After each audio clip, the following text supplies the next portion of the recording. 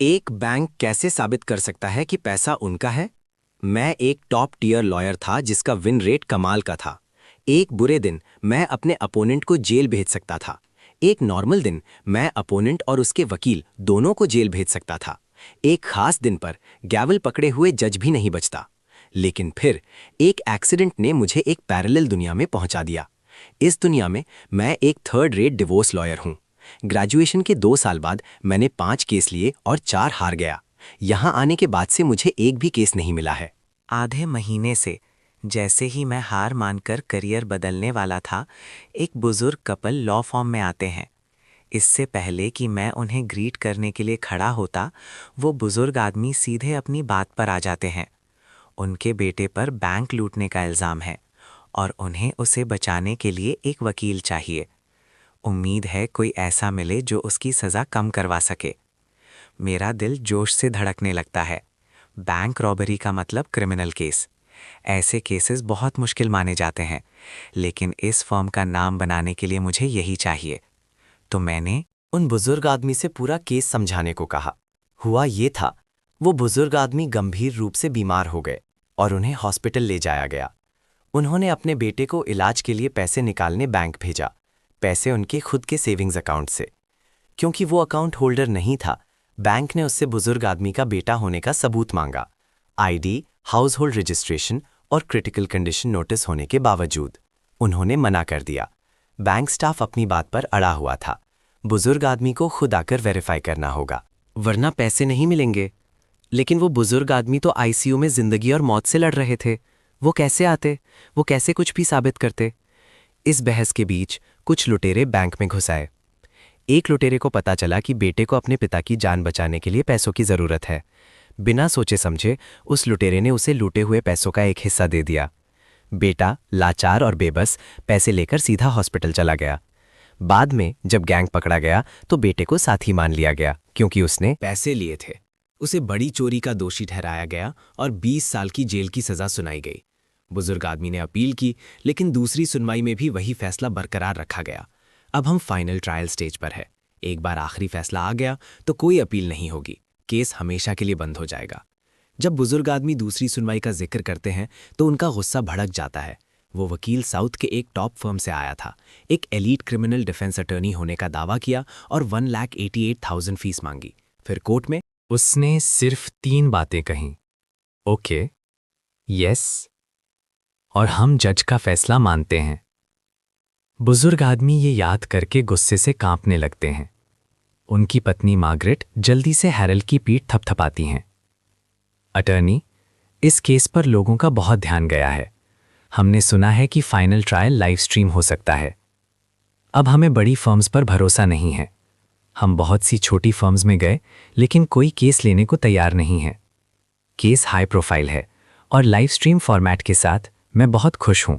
ये फर्म के लिए फ्री एडवर्टाइजिंग है। फर्म के लिए बिना सोचे समझे मैं केस ले लेता हूं और एक वादा करता हूं, अगर आप नतीजे से खुश नहीं हुए तो कोई फीस नहीं। हम जल्दी से रिप्रेजेंटेशन एग्रीमेंट साइन कर लेते हैं। तभी एक यंग लड़की अंदर आती है। हेलो अटर्नी, मैं यहाँ अपनी इंटर्नशिप के लिए रिपोर्ट करने आई हूँ। पुराने मालिक की यादों में झांकने पर मुझे आखिरकार याद आता है कि वो कौन है। उसका नाम एमिली कार्टर है, एक इंटर्न जिसे पिछले मालिक ने हायर किया था। आज उसका पहला दिन है। एमिली कैपिटल लॉ स्कूल में अपने सीनियर ईयर की टॉप स्टूडेंट है। उसने अप्लाई किया था एक छोटी फर्म में खास तौर पर प्रैक्टिकल एक्सपीरियंस के लिए। बिल्कुल सही समय। मेरे साथ कोर्ट हाउस चलो। जल्द ही हम कोर्ट हाउस से सारे केस फाइल्स की कॉपीज लेकर लौट आते हैं। एमिली फाइल्स देखती है और चिंतित लगती है। पहले और दूसरे दोनों ट्रायल्स के फैसले एक जैसे थे। जब तक हमारे पास कोई नया और अहम सबूत ना हो, वो शायद पुराना फैसला ही बरकरार रखेंगे। और मैंने सुना है कि इस केस का प्रोसिक्यूटर बहुत सख्त माना जाता है। ओ नो, क्या मेरा पहला ही केस शुरू से ही बर्बाद है? एक लहर निराशा की एमिली पर छा जाती है। लेकिन फाइल्स देखने के बाद मैं नतीजे को लेकर लगभग श्योर हूं। मुझे पहले से ही पता है कि इस केस का अंजाम क्या होगा। अटॉर्नी, क्या हम ये केस हार जाएंगे? एमिली अभी भी निराशा में डूबी हुई है। हारना? हैरल्ड के बेटे ने किसी को नहीं लूटा, हम हार कैसे सकते हैं? किसी को नहीं लूटा? आपका क्या मतलब है? तुम कोर्ट में देख लेना, अभी के लिए ये एक राज है। मेरे होठों पर एक हल्की सी मुस्कान आती है। मैं बिल्कुल कॉन्फिडेंट हूं। मैं आगे बढ़ता हूँ। हारना, वो शब्द मेरी डिक्शनरी में नहीं है। एमिली क्यूरियस है, लेकिन आगे नहीं पूछती, मेरे साथ चलने के लिए दौड़ती है। भले ही इस केस का फैसला लगभग हो चुका है, मैं फिर भी हैरल्ड के बेटे और दूसरे शक के घेरे में आए लोगों से मिलकर उनकी बात सुनना चाहता हूँ। डेविड थॉम्सन का केस शुरू से ही विवादित रहा है। दोनों ट्रायल्स हारने के बाद अभी तक ऑफिशियल फैसला जारी नहीं हुआ है। डेविड अभी भी हिरासत में है। जल्दी करो, डेविड को बुलाया गया है। मैं एमिली को इंटेरोगेशन रूम में ले जाता हूँ। डेविड की हालत बहुत खराब है। 2 ट्रायल से गुजरने के बाद उसने सजा कम होने की सारी उम्मीद खो दी है। डेविड अपना सर उठाकर मुझे देखता है। हेलो अटर्नी, क्या अब भी कोई चांस है? मेरे चेहरे पर एक हल्की मुस्कान आती है। बिल्कुल, मैंने तुम्हारे पेरेंट्स से वादा किया है। डेविड झटके से अपना सर उठाता है। सच में? आप बस कहने के लिए तो नहीं कह रहे? हारे तो कोई फीस नहीं। क्या आपको यकीन है कि हम जीत सकते हैं? अगर मैंने ये केस लिया है तो मुझे पूरा कॉन्फिडेंस है। जब तक तुम पूरा सहयोग करोगे, तुम्हारी सज़ा कम करवाना कोई बड़ी बात नहीं होगी। कितनी, ये तुम्हारे रवैये पर निर्भर करता है। मैं इस केस को लेकर बिल्कुल कॉन्फिडेंट हूँ। मैं इस केस को लेकर मैं सहयोग करूंगा। आप जो कहेंगे मैं वो करूंगा। मेरा कॉन्फिडेंस देखकर डेविड जोर से सर हिलाता है। उसके दिल में उम्मीद की एक किरण फिर से जाग उठती है। मैं एमिली को नोट्स लेने का इशारा करता हूं और घटना की डिटेल्स और पहले और दूसरे ट्रायल्स के दौरान उसके जवाबों के बारे में पूछना शुरू करता हूं। आधे घंटे बाद मैं डिटेंशन सेंटर से संतुष्ट होकर बाहर निकलता हूं। जो कुछ मुझे कंफर्म करना था वो हो गया है। अब ट्रायल की तैयारी का समय है। फर्म में वापस आकर मैं जल्दी से ट्रायल के मटेरियल्स तैयार करके एमिली को देता हूं। एमिली उन्हें खोलती है और अजीब नज़र से देखती है। अटर्नी, क्या ये तरीका थोड़ा ज़्यादा अग्रेसिव नहीं है? ये केस अग्रेसिव तरीके की मांग करता है। आगे बढ़ो और इसे प्रोसेस करो। जल्द ही डेविड थॉम्सन के केस के लिए फाइनल ट्रायल की एप्लीकेशन जमा की जाती है और मंजूर हो जाती है। उसी समय सेंट्रल बैंक के लीगल डिपार्टमेंट में कोर्ट का समन आता है। सेंट्रल बैंक के खिलाफ गलत काम करने के लिए मुकदमा, जिसकी वजह से हमारे क्लाइंट डेविड थॉम्सन को गलत सजा हुई और हम 200,000 का मुआवजा मांगते हैं उसकी कमाई के नुकसान। और मानसिक परेशानी के लिए? ये क्या बकवास है? डेविड थॉम्सन के केस में बैंक तो विक्टिम था और अब उन्हें दोषी की तरफ से समन मिल रहा है। ये बिल्कुल बेकार की बात है। लुटेरे कब से मुकदमा करने लगे? विलियम रॉस, सेंट्रल बैंक का डायरेक्टर, इस बात पर बहुत गुस्से में है। वो तुरंत लीगल डिपार्टमेंट से कांटेक्ट करता है और इस मामले को गंभीरता से लेने को कहता है। इस बीच डेविड के केस के अनोखेपन को देखते हुए हेडलाइन, मरते हुए पिता को बचाने के लिए पैसे लेने पर बेटे को 20 साल की सजा, ऑनलाइन तेजी से वायरल हो जाती है। बैंक कब से विक्टिम बन गए? पैसे निकालने पर ये वो मांगते हैं, लेकिन क्रेडिट कार्ड बेचते वक्त बड़े उत्सुक रहते हैं। मैं डेविड का समर्थन करता हूँ। अगर बैंक ने इतनी मुश्किल ना की होती तो वो अपने पिता को बचाने के लिए बिना इस सब के पैसे ले सकता था। पैसे जमा करते वक्त बैंक के कर्मचारी कितना मीठा बनते हैं। आप लोग नहीं समझते कि बैंक किन परिस्थितियों से गुजरता है। आप बैंक को दोष नहीं दे सकते, टेम्प वर्कर्स को दोष दो। 50 सेंट में मास मैसेज, प्लीज़ मुझे भी उस ग्रुप में ऐड करो। मुझे भी वो पैसे कमाने हैं। ऑनलाइन जनता ज़्यादातर बैंक को ही दोषी ठहरा रही है। ये विरोध देखकर विलियम रॉस गुस्से से उबल रहा है और एक साफ आदेश जारी करता है। हमें ये लाइव स्ट्रीम ट्रायल जीतना ही होगा और हमें जनता की नज़र में भी जीतना होगा। अगर तुम ये नहीं कर सके तो मैं पूरा लीगल डिपार्टमेंट बदल दूंगा। डॉन लॉ फर्म में मैं खुशी से वीडियो स्क्रॉल कर रहा हूँ। ऑनलाइन बहस देखकर मेरे चेहरे पर मुस्कान आ जाती है। अब तक सेंट्रल बैंक के खिलाफ ये मुकदमा और डेविड का फाइनल ट्रायल ने लोगों का बहुत ध्यान खींचा है। जीते या हारे, फर्म मशहूर हो जाएगी। एमिली ऑनलाइन कमेंट्स को मिलीजुली भावनाओं से देखती है। अटर्नी, ये बहुत बड़ा मामला बन गया है। अगर हम हार गए तो? मैं अपनी कुर्सी पर पीछे टिकता हूँ और उसका चेहरा देखने के लिए सर झुकाता हूँ। अगर जैसा कुछ नहीं है। जो फाइल्स मैंने तुम्हें सेंट्रल बैंक के हाल के केसेस और विक्टिम्स की कॉन्टैक्ट इन्फॉर्मेशन पर बनाने को कहा था, क्या तुमने वो पूरा किया? मुझे दिखाओ। एमिली मुझे मटेरियल देती है। मैं सीधा विक्टिम कॉन्टैक्ट इन्फॉर्मेशन वाले पेज पर जाता हूँ। फिर मैं पहला नंबर डायल करता हूँ। हेलो, मैं डॉन लॉ फर्म से एक वकील हूँ। मुझे पता चला है कि आपने 2.5 साल पहले सेंट्रल बैंक पर मुकदमा किया था, लेकिन हार गए। क्या आप ये देखने में इंटरेस्टेड हैं कि सेंट्रल बैंक एक केस कैसे हारता है? फ़ोन काटने के बाद मैं दूसरे कॉन्टैक्ट को उसी तरह कॉल करता हूँ। एमिली मुझे देखती है। उसकी आंखों में हैरानी की एक झलक है। आप इस तरह गवाह ढूंढ सकते हैं? वो मेरे तरीकों को ठीक से नहीं समझ पा रही है। ये उससे बिल्कुल अलग है जो लॉ स्कूल में सिखाया जाता है। वो मुझ में एक पॉलिश्ड प्रोफेशनल। वकील नहीं देखती, लेकिन वो बहुत कुछ सीख रही है। रिश्तों को समझना एक सबक है, इस तरह गवाह ढूंढना दूसरा। 2.5 घंटे बाद मैं फ़ोन नीचे रखता हूँ और गहरी सांस लेता हूँ। सारी तैयारी आखिरकार पूरी हो गई है। सब कुछ तैयार है, अब हमें बस ट्रायल का इंतज़ार करना है। अगले दिन जैसा कि उम्मीद थी, सेंट्रल बैंक कोर्ट के प्री ट्रायल समझौते को ठुकरा देता है और कुछ सख्त बातें कहता है। मुझे उनके दिखावे की कोई परवाह नहीं। कोर्ट के बाहर कोई भी बड़ी बातें कर सकता है। जल्द ही समय आ जाता है। ट्रायल का, क्योंकि इस केस ने ऑनलाइन बहुत चर्चा बटोरी है। रिपोर्टर्स कोर्ट हाउस के बाहर इंतजार कर रहे हैं, एक कहानी के लिए उत्सुक। सेंट्रल बैंक के वकील आते हैं और रिपोर्टर्स उन्हें तुरंत घेर लेते हैं। बैंक के बचाव का नेतृत्व मार्कस ली कर रहा है, जो उनके लीगल डिपार्टमेंट से एक 20 साल का यंग वकील है। मार्कस 2 बार अपना गला साफ करता है, कॉन्फिडेंट दिखते हुए। मार्कस और सेंट्रल बैंक की लीगल टीम, जिन्हें रिपोर्टर्स ने घेर रखा है, उसकी तुलना में मेरी तरफ शांति है। शायद ही कोई रिपोर्टर मुझ पर ध्यान देता है, मुस्कुराते हुए। मैं मुड़ता हूँ और एमिली को कोर्ट रूम में ले जाता हूँ, ट्रायल शुरू होने का इंतज़ार करने के लिए। एमिली नर्वस लग रही है। अटॉर्नी, ये ट्रायल लाइव स्ट्रीम हो रहा है, अगर कुछ गलत हो गया तो? अगर जैसा कुछ नहीं है, जब तक जज जानबूझकर गलत फैसला ना दे।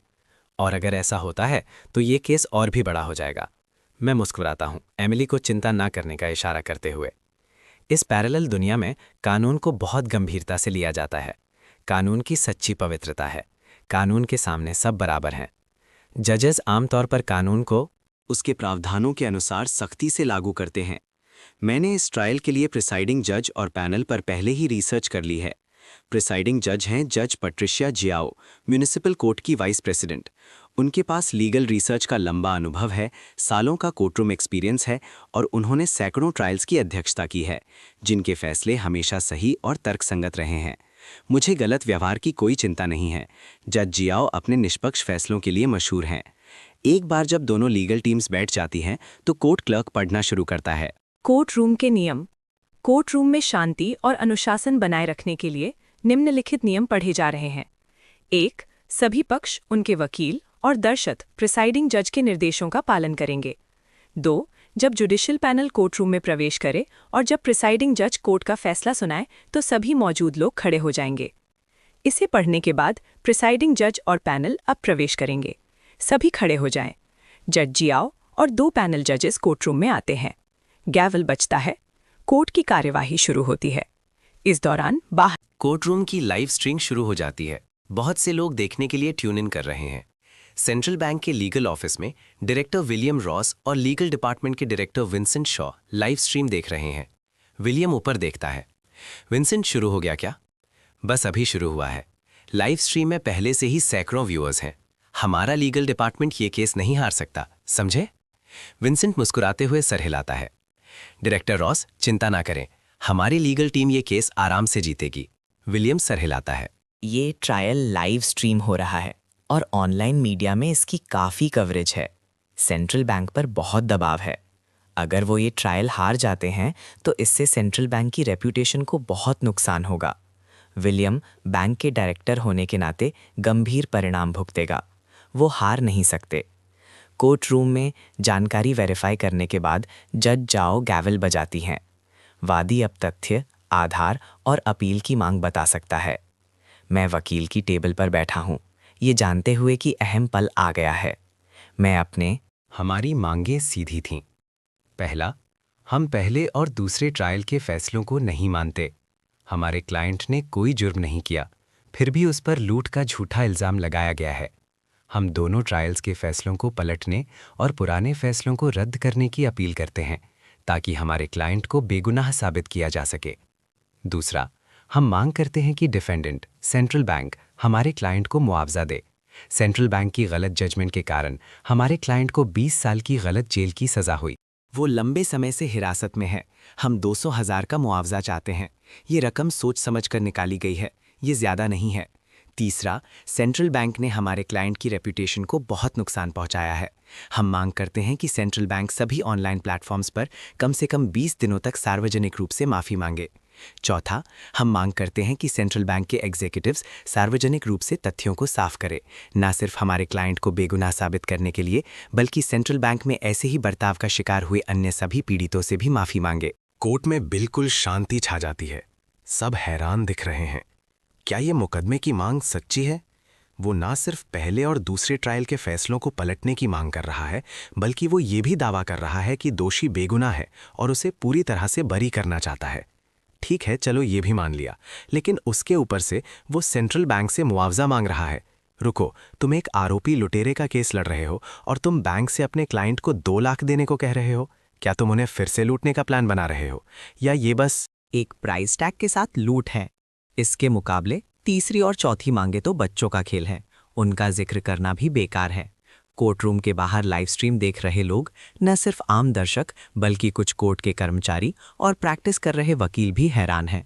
उन्होंने पहले सोचा था कि प्लेंटिफ ये केस जरूर हारेगा, लेकिन इतने high profile live stream trial और एक अनुभवी जज के साथ शायद सज़ा कम करवाना मुमकिन हो।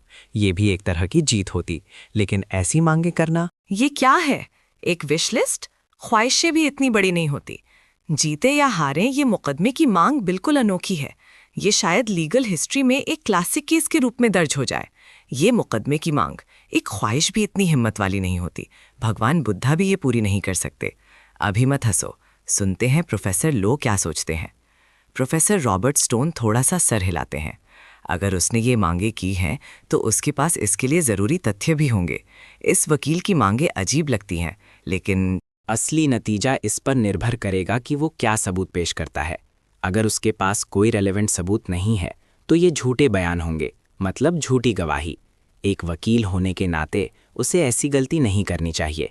मैं अभी कुछ कह नहीं सकता, चलो देखते हैं आगे क्या होता है। सेंट्रल बैंक के लीगल ऑफिस में विलियम रॉस थोड़ा सा चिंतित होता है। उसके बगल में डायरेक्टर विंसेंट शॉ हंसते हुए कहता है, डायरेक्टर, ये मुकदमा सिर्फ सेंसेशन पैदा करने के लिए है। बस देखिए, अगर वो तथ्य या कानूनी दलील पेश नहीं कर पाया तो वो खुद झूठी गवाही के जुर्म में फंस सकता है। विलियम लाइव स्ट्रीम को गौर से देखता है। हाँ, लेकिन याद रखना, चाहे जो भी हो, हमें ये ट्रायल जीतना ही होगा। कोर्ट रूम में जज जाओ मेरी मांगों पर थोड़ा सा चिंतित होती हैं। क्या ये मुकदमे की मांग बकवास नहीं है? इस समय मार्कस ली ठंडी हंसी के साथ बीच में बोलने से खुद को रोक नहीं पाता। ये मांगे, क्या प्लेंटिफ का वकील इसके लिए ज़रूरी तथ्य और कानूनी दलील दे सकता है? अगर नहीं, तो आपको न्याय में बाधा डालने के जुर्म में सज़ा हो सकती है। मैं थोड़ा सा मुस्कुराता हूँ। उसका डिफेंस अटॉर्नी से कुछ लेना देना नहीं लगता। जज साहिबा, विपक्षी वकील मुझ पर शब्दों से हमला कर रहा है और नॉर्मल न्यायिक प्रक्रिया में बाधा डालने की कोशिश कर रहा है। मैं उसे कोर्ट से निकालने की मांग करता हूँ। मार्कस कुछ कहने ही वाला था, लेकिन बेंच पर बैठी जज जियाओ थोड़ा सा चिंतित होती हैं और गैवल बजाती हैं। बैंग, मांग खारिज। प्लेंटिफ की मांग खारिज की जाती है। अभी तक डिफेंस की बोलने की बारी नहीं आई है। डिफेंस वकील, आपको चेतावनी दी जाती है। गैवल की आवाज और चेतावनी सुनकर मार्कस सिर्फ अपना गुस्सा और जो शब्द उसने तैयार किए थे वो निगल सकता है। ये बर्दाश्त नहीं हो रहा। मार्कस आंखें सिकोड़कर मुझे घूरता है। ये आदमी इतना चालाक कैसे है? ये किस लॉ स्कूल से ग्रेजुएट हुआ है? न सिर्फ उसकी मांगे अजीब हैं, बल्कि अब उसके एक सेंटेंस से ये आदमी उसे कोर्ट से निकालने की मांग करता है। कोर्ट से निकालने का मतलब है कि आपने कार्यवाही या विपक्षी पक्ष में बाधा डाली है और आपको थोड़ी देर के लिए जाना पड़ेगा। साफ है, उसके शब्दों ने असल में कुछ भी बाधा नहीं डाली थी। फिर भी ये आदमी इतना कमीना है कि फिर भी उसे निकालने की मांग करता है। मार्कस गहरी सांस लेता है, खुद को समझाते हुए। इस वकील की मुकदमे की मांगें बिल्कुल बेकार हैं और उसने पहले ही नॉर्मल न्यायिक प्रक्रिया में बाधा डाली है। अगर वो सबूत पेश नहीं कर पाया तो उसे हिरासत या यहाँ तक कि क्रिमिनल हिरासत का सामना करना पड़ेगा। न सिर्फ मैं ये मुकदमा सीधे जीतूंगा, बल्कि सेंट्रल बैंक जनता की राय की लड़ाई भी जीतेगा। गुस्सा होने की कोई ज़रूरत नहीं है। मार्कस धीरे धीरे शांत हो जाता है। बेंच पर जज झॉ थोड़ा सा चिंतित होती हैं और एक चेतावनी जारी करती हैं। प्लेंटिफ के वकील, प्रिजाइडिंग जज होने के नाते मेरी जिम्मेदारी है कि मैं आपकी मुकदमे की मांगों को वेरीफाई करूं।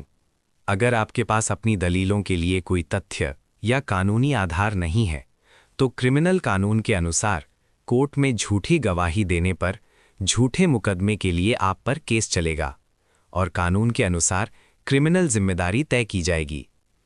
मेरे बगल में एमिली इतनी नर्वस है कि उसके माथे पर पसीने की बूंदें आ जाती हैं। वो मेरी आस्तीन खींचकर मुझे शांत होने के लिए कहना चाहती है, लेकिन मैं गंभीरता से सर हिलाता हूं। जज साहिबा, मैं झूठे बयान देने के परिणाम जानता हूं। मैं इस कोर्ट में कही गई हर बात की पूरी जिम्मेदारी लेता हूं।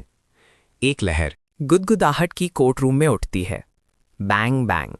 कोर्ट में शांति बनाए रखें। जज जाओ गैवल बजाती हैं। वो आगे कहती हैं, बहुत अच्छा, क्योंकि आपने अपनी मुकदमे की मांगें कंफर्म कर दी हैं, डिफेंडेंट सेंट्रल बैंक अब अपनी प्रतिक्रिया और प्रतिवाद प्रस्तुत कर सकता है। ये उसका मौका है। मार्कस सेंट्रल बैंक का वकील होने के नाते थोड़ा सा सीधा होता है। हमारी प्रतिक्रिया निम्नलिखित है। पहला, प्लेंटिफ डेविड थॉम्सन के सेंट्रल बैंक के खिलाफ आरोपों के संबंध में हम सभी दावों को खारिज करने की मांग करते हैं और ऐसे घिनौने बर्ताव के लिए गंभीर परिणाम की मांग करते हैं। दूसरा, हम म्यूनिसिपल प्राइमरी कोर्ट और म्यूनिसिपल इंटरमीडिएट कोर्ट्स के पहले और दूसरे ट्रायल के फैसलों को बरकरार रखने की मांग करते हैं। तीसरा, हम मांग करते हैं कि प्लेंटिफ हमें 5 लाख रुपए की रकम में रेप्यूटेशन के नुकसान का पूरा मुआवजा दे। चौथा, हम मांग करते हैं कि प्लेंटिफ हमारी सारी कानूनी फीस चुकाए। जज साहिबा, मेरी प्रतिक्रिया और प्रतिवाद पूरे हो गए हैं। बैंग। जज जाओ गैवल बजाती हैं। दोनों पक्षों ने अपनी मांगें पेश कर दी हैं। प्लेंटिफ अब रेलेवेंट तथ्य और कानूनी सबूत पेश कर सकता है। जैसे ही जज जाओ के शब्द खत्म होते हैं, सबकी निगाहें मुझ पर टिक जाती हैं। आखिरकार प्लेंटिफ की मुकदमे की मांगें काफ़ी अजीब हैं। हर कोई ये देखना चाहता है कि मैं किस तरह के तथ्य और कानूनी आधार पेश कर सकता हूँ। एमिली मेरी असिस्टेंट होने के नाते इतनी नर्वस है कि उसकी हथेलियों में पसीना आ रहा है। अटर्नी, अब हम क्या करें? क्या हमारे पास सबूत हैं? रुको, क्या हमारे पास सबूत भी हैं? एमिली अपने हाथों में केस मटेरियल को तेज़ी से पलटने लगती है। मेरे होंठ थोड़ा सा मुड़ते हैं। ये कैसा सवाल है? तुम एक लॉ फर्म की इंटर्न हो और तुम अब भी। इस बात से परेशान हूं। मैं एमिली के हाथों से मटीरियल खींचता हूं और शांति से कहता हूं, जज साहिबा, रेलेवेंट कानूनी आधार पेश करने से पहले मैं चाहूंगा कि मेरा क्लाइंट घटना का वर्णन करे। बैंग। मांग मंजूर। डिफेंडेंट अब घटना का वर्णन कर सकता है। डिफेंडेंट की सीट पर डेविड थॉम्सन धीरे धीरे उठता है। अपने बगल में खड़े 2 बेरिफ्स को देखता है। उसके चेहरे पर कुछ घबराहट है। जब उसकी निगाहें मुझसे मिलती हैं तो वो थोड़ा शांत हो जाता है। जज साहिबा, क्या मुझे थोड़ा पानी मिल सकता है? मंजूर। जज जाओ के बोलने के बाद एक बैंकर डेविड को पानी की एक बोतल देता है। पीने के बाद उसकी घबराहट पूरी तरह से खत्म हो जाती है और वो शुरू करता है, घटना सीधी साधी थी। मेरे पिता आईसीयू में थे। उन्हें पैसों की सख्त ज़रूरत थी। मैं सेंट्रल बैंक गया पैसे निकालने, लेकिन स्टाफ ने मना कर दिया क्योंकि मैं अकाउंट होल्डर नहीं था। उन्होंने कहा कि मेरे पिता को खुद आना होगा या मुझे सबूत देना होगा कि मैं उनका बेटा हूँ। हाउस होल्ड रजिस्ट्रेशन भी काफ़ी नहीं थी।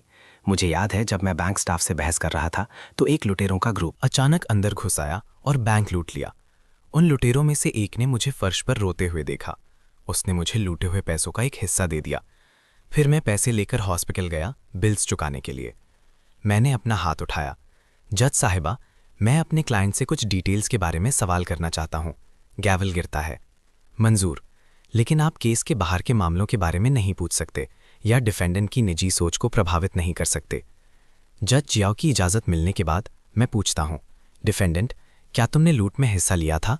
नहीं। तो क्या तुम विस्तार से बता सकते हो कि लुटेरे ने तुम्हें पैसे कैसे दिए?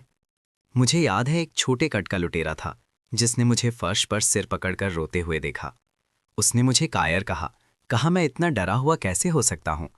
मैंने उसे बताया कि मेरे पिता हॉस्पिटलाइज्ड है, मैं पैसे नहीं निकाल पा रहा था और मैं अपने पिता के लिए चिंतित था, इसलिए मैं रो रहा था। वो लुटेरा शायद अपने परिवार के किसी सदस्य को बचाने के लिए पैसे निकालने के लिए बैंक लूट रहा था। मेरी कहानी सुनने के बाद उसने 2 बंडल कैश निकाले और उन्हें मेरे हाथों में थमा दिए। मैं पूछता रहता हूं, और जब लुटेरे ने पैसे तुम्हारे हाथों में रखे तो तुमने सबसे पहले क्या किया? डेविड जल्दी से जवाब देता है, मुझे बहुत अच्छी तरह याद है। मेरी पहली प्रवृत्ति थी कि मैं उसे ना लूं। मैं बहुत डरा हुआ था। तब उस लुटेरे ने मुझे गाली दी, मुझे एक नालायक बेटा कहा, तो मैंने पैसे ले लिए। बहुत अच्छा, तुम्हारे सहयोग के लिए धन्यवाद जज साहिबा। मेरे सवाल पूरे हो गए। बैंक। गेबल गिरता है। जज जियाओ प्लेंटिफ की टेबल की तरफ देखती हैं। प्लेंटिफ के वकील ने सवाल पूरे कर लिए हैं। अब आप। जी, जज साहिबा, मैं धीरे धीरे अपने मटेरियल से पहले ट्रायल में प्रोसिक्यूशन द्वारा उठाए गए मुख्य मुद्दे निकालता हूँ। जज साहिबा, ये म्यूनिसिपल प्राइमरी कोर्ट के पहले ट्रायल से प्रोसिक्यूशन के मुद्दे और सज़ा का फैसला है। मेरा मानना है कि इस फैसले में बहुत सी समस्याएं हैं, बहुत से अनुचित पहलू हैं जिन्होंने हमारे क्लाइंट को गंभीर नुकसान पहुंचाया है। कोर्ट रूम में सबकी निगाहें मुझ पर टिक जाती हैं। पहले ट्रायल का फैसला अनुचित है, क्या वो इसे पलटने की कोशिश कर रहा है? ज्यूरी और गैलरी सब अपनी निगाहें मुझ पर टिका देते हैं। लाइव स्ट्रीम देख रहे दर्शक भी अचानक उत्सुक हो जाते हैं। क्या इसका मतलब यह है कि वो पहले ट्रायल के फैसले को चुनौती दे रहा है, कानूनी फैसले को पलटने की कोशिश कर रहा है? मुझे लगता है इसका मतलब बिल्कुल यही है। आखिरी फैसला चाहे जो भी हो, सिर्फ पहले ट्रायल को पलटने की कोशिश ही दिलचस्प है। पहले ट्रायल के फैसले के अनुचित पहलुओं पर सवाल उठाना ठीक है, लेकिन उसे पलटने के लिए नए सबूत पेश करने होंगे। ये यंग वकील बहुत कॉन्फिडेंट लग रहा है। प्रोफेसर, कमेंट्स देखते हैं और थोड़ी मुस्कान के साथ लाइव स्ट्रीम देखते हैं। ये प्लेंटिफ का वकील प्रभावशाली है, कम से कम उसका कोर्टरूम परफॉर्मेंस काफ़ी अच्छा है। लेकिन ये वकील पहले ट्रायल के फैसले को कैसे पलटने की योजना बना रहा है, इसके बारे में मैं अभी कुछ नहीं कह सकता। इस केस पर मेरा ध्यान ट्रायल के फैसले पर ही केंद्रित रहा है। मैं पहले और दूसरे ट्रायल के फाइल से परिचित नहीं हूँ, इसलिए मैं कोई जजमेंट नहीं दे सकता। चलो बस देखते हैं।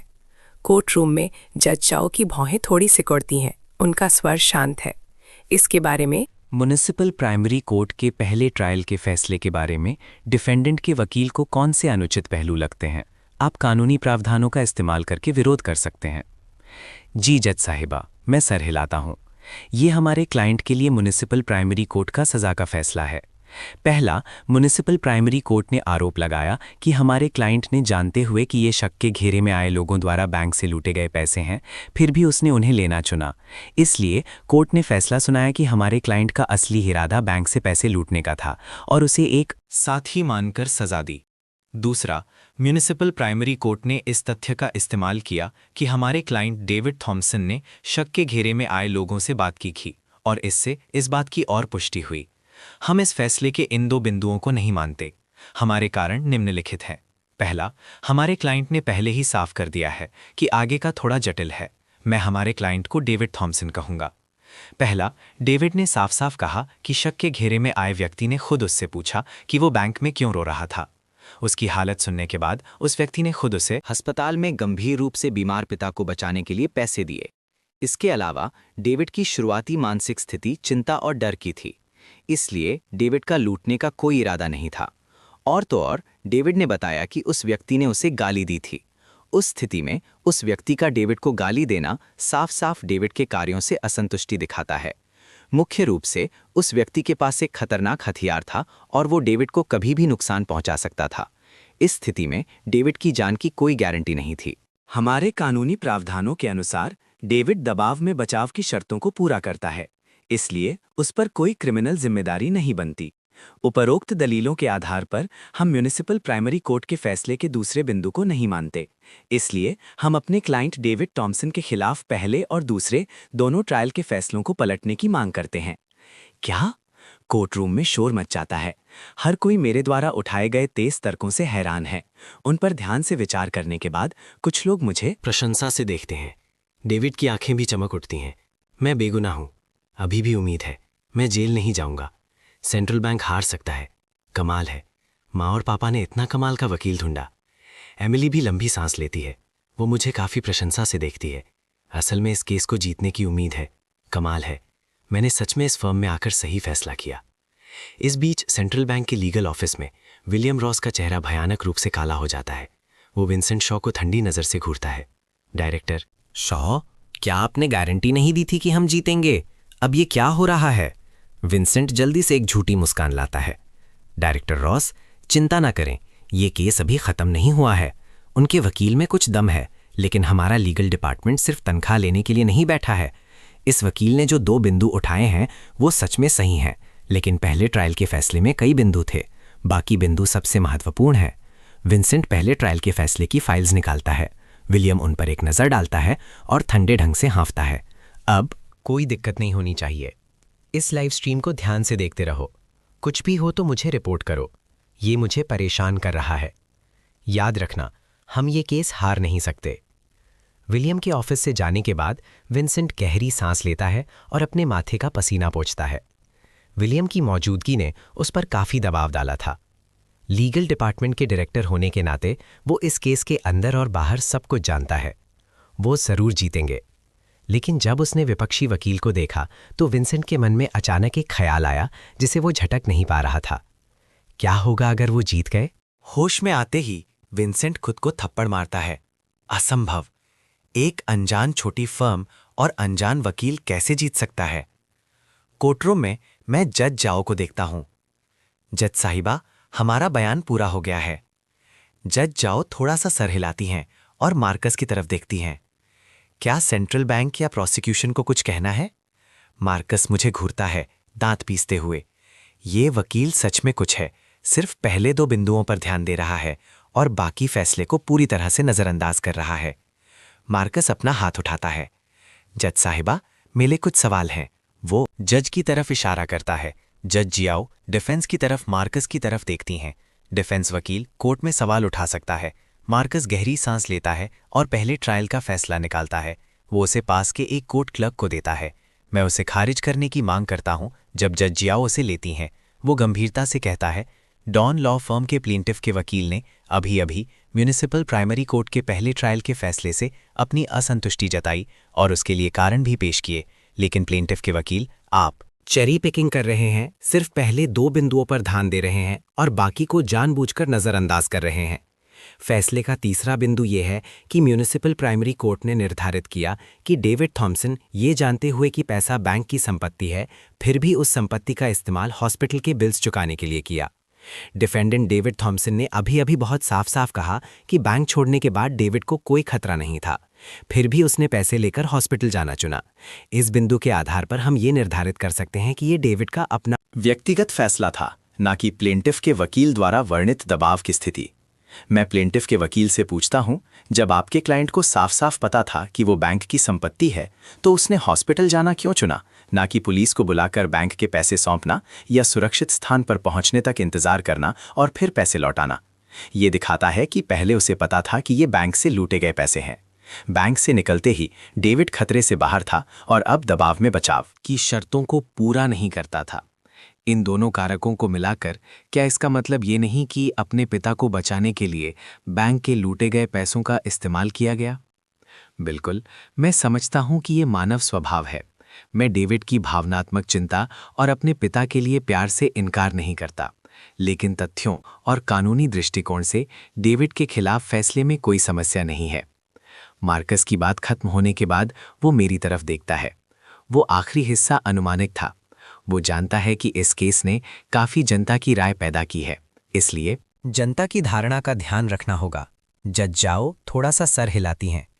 क्या प्लेंटिफ को डिफेंडेंट के प्रतिवाद के संबंध में कोई आपत्ति या अलग विचार है? मार्कस मुझे चुनौती भरी नज़र से देखता है। मेरे होठों पर एक हल्की सी मुस्कान आती है। मैं इसी का इंतजार कर रहा था। सेंट्रल बैंक को हराने का पल आ गया है। जज साहिबा, मुझे डिफेंस ने जो उठाया है उस पर कोई आपत्ति नहीं है। डिफेंस वकील का नज़रिया सही है, लेकिन एक चीज़ है जिसे डिफेंस वकील ने नज़रअंदाज कर दिया है। मैं डिफेंस वकील से पूछना चाहूंगा, आप ये कैसे निर्धारित करते हैं कि डेविड के हाथों में जो पैसा है वो बैंक का है? डिफेंस वकील ने कहा कि हमारे क्लाइंट डेविड ने हॉस्पिटल की फीस चुकाने के लिए बैंक के पैसे लिए और इसका इस्तेमाल हमारे क्लाइंट डेविड के व्यक्तिगत इरादे को निर्धारित करने के लिए किया। लेकिन आप ये कैसे साबित करेंगे कि पैसा बैंक का है? मेरा प्रश्न मार्कस ली को पूरी तरह से हैरान कर देता है। इसका क्या मतलब है? तुम्हारा क्या मतलब है? बैंक कैसे साबित करे कि पैसा बैंक का है? ये सवाल बिल्कुल अजीब है ना सिर्फ मार्कस ली हैरान है, बल्कि कोर्टरूम के कई दर्शक भी उलझन में हैं। आप ऐसा कर सकते हैं, ये कमाल है। कितना तेज सवाल है। लाइव ट्रायल ब्रॉडकास्ट देख रहे दर्शक कई सेकंड्स के लिए हैरान रह जाते हैं। इसका क्या मतलब है? बैंक को साबित करवाओ कि बैंक का पैसा बैंक का है। इस वकील में कुछ दम है। ये केस एक ऐसी दिशा में जा रहा है जिसकी मैं कल्पना नहीं कह सकता। मुझे लगता है मेरा दिमाग खराब हो गया है। क्या ये केस डेविड थॉम्सन के बारे में नहीं है?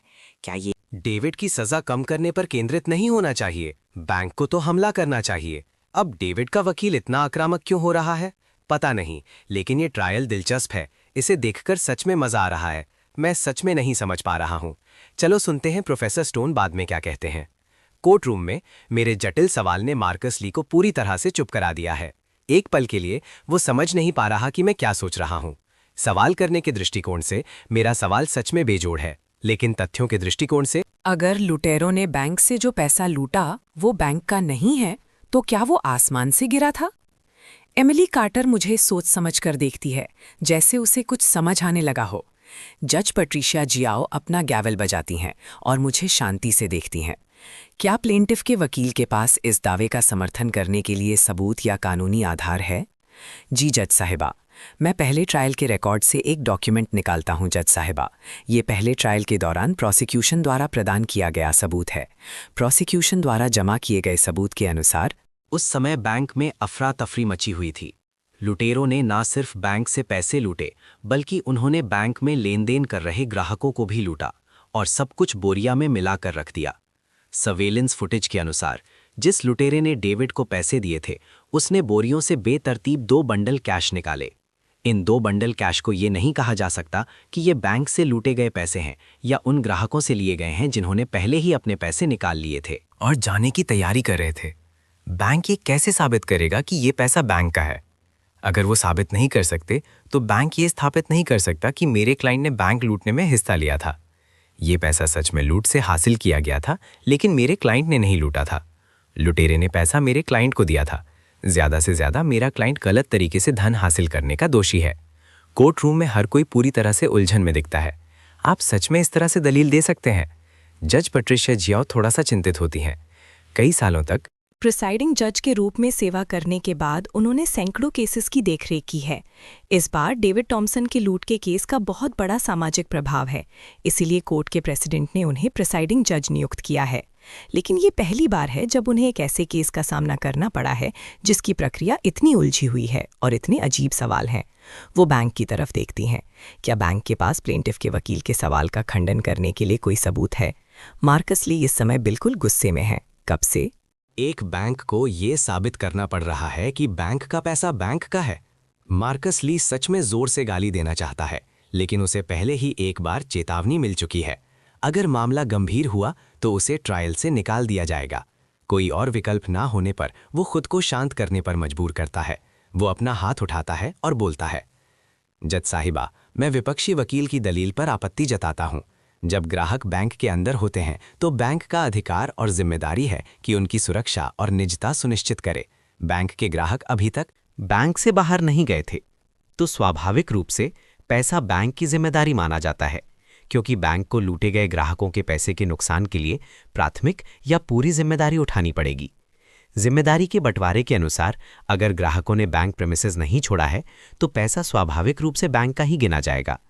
लुटेरों ने जो भी लूटा, चाहे बैंक से या ग्राहकों से, बैंक प्रेमिसेस के अंदर वो बैंक की संपत्ति मानी जाती है। मार्कस ली गौर से प्लेंटिफ के वकील की सीट को देखता है, मेरे प्रति क्रोध से भरा हुआ। मैं बेखौफ होकर मुस्कुराता हूं और अपना हाथ उठाता हूं। जज साहिबा, सेंट्रल बैंक के इस दावे के संबंध में कि बैंक प्रेमिसेस नहीं छोड़ने वाले ग्राहकों के संपत्ति के नुकसान की भरपाई बैंक की जिम्मेदारी है, मैं आपत्ति जताता हूं। जज साहिबा, ये 6 महीने पहले का एक केस है। इस केस में एक बैंक ग्राहक शामिल था जो बैंक में पैसे निकाल रहा था। पैसा अभी अभी निकाला गया था कि उस पर एक इंतजार कर रहे लुटेरे ने हमला करके लूट लिया। लुटेरा बाद में पकड़ा गया, लेकिन पैसा पहले ही खर्च हो चुका था और वो व्यक्ति उसे वापस नहीं कर सकता था। तो ग्राहक ने, जिसने पैसे निकाले थे, उसने बैंक से मुआवजा मांगा और सेंट्रल बैंक के खिलाफ मुकदमा दायर किया। हालांकि बैंक ने अपनी ट्रांजैक्शन के बाद कोई जिम्मेदारी नहीं नीति का इस्तेमाल करते हुए दलील दी और दावा किया कि पार्टी अपनी संपत्ति की सुरक्षा करने में विफल रही, जिसकी वजह से अंत में ग्राहक केस हार गया। क्या सेंट्रल बैंक इसे बैंक प्रेमाइसेस के अंदर ग्राहकों की संपत्ति की सुरक्षा करना कहता है? क्या सेंट्रल बैंक का ये मतलब है कि बैंक ना छोड़ने वाले ग्राहकों के पैसे बैंक द्वारा सुरक्षित किए जाते हैं और नुकसान बैंक द्वारा भरा जाता है? हम इस मामले पर इनकार की स्थिति बनाए रखते हैं। जज साहिबा, हम अनुरोध करते हैं कि उस केस के ग्राहक को गवाह के रूप में आने की अनुमति दी जाए। जज पैट्रिशिया जियाओ थोड़ा सा सर हिलाती हैं और अपना गैवल बजाती हैं। उनके बोलने के बाद प्लेंटिफ के वकील की गवाह की मांग मंजूर की जाती है। एक बेलिफ एक 40 या 50 साल की महिला को कोर्टरूम में ले आता है। महिला कोर्टरूम में आती है और सीधा मार्कस ली को देखती है। किसी वजह से मार्कस ली को अचानक एक बुरा एहसास होता है। बेंच पर जज पैट्रिशिया जियाओ पढ़ती हैं। गवाह की जानकारी। गवाह मिस विल्सन है, उम्र 46 साल। क्या ये पहचान सही है? मिस विल्सन जोर से सर हिलाती हैं। जज साहिबा, मैं मिस विल्सन हूँ, पहचान सही है। पहचान की पुष्टि करने के बाद जज पैट्रिशिया जियाओ आगे कहती हैं, गवाह की पहचान सत्यापित हो गई है, कृपया संबंधित स्थिति का वर्णन करें। ये सुनने के बाद मिस विल्सन को जैसे एक मौका मिल गया हो। उसकी आवाज़ गरजदार थी। 6 महीने पहले मैंने सेंट्रल बैंक में पैसे जमा किए। ये रकम सेंट्रल बैंक के लिए शायद ज़्यादा ना लगे, $1.5 लाख। लेकिन वो पैसे मेरे पति और मैंने कई साल मेहनत करके अपने बेटे के लिए घर खरीदने के लिए बचाए थे। जैसे ही मैंने पैसे निकाले, किसी ने उसे छीन लिया। जब उन्होंने उस आदमी को बाद में ढूंढा तो पैसे पहले ही जा चुके थे। हमने अपने वकील की सलाह मानी और बैंक पर मुकदमा किया, लेकिन बैंक ने अपनी ट्रांजैक्शन के बाद कोई जिम्मेदारी नहीं, नीति का इस्तेमाल किया और दावा किया कि मैं पैसों को ठीक से सुरक्षित रखने में विफल रही। जिम्मेदारी से इनकार कर दिया और मैं केस हार गई। आज एक बेहतरीन मौका है, मैं सेंट्रल बैंक से पूछना चाहती हूँ। इसका क्या मतलब है? दोहरे मानक है ना? जब मैंने आप पर मुकदमा किया तो आपने कहा ट्रांजैक्शन के बाद कोई जिम्मेदारी नहीं। अब जब आप पर मुकदमा हो रहा है तो आप कह रहे हैं कि बैंक प्रेमिसेस के अंदर लूटे गए पैसे का मतलब है कि बैंक को ग्राहकों के नुकसान के लिए प्राथमिक या पूरी जिम्मेदारी उठानी होगी।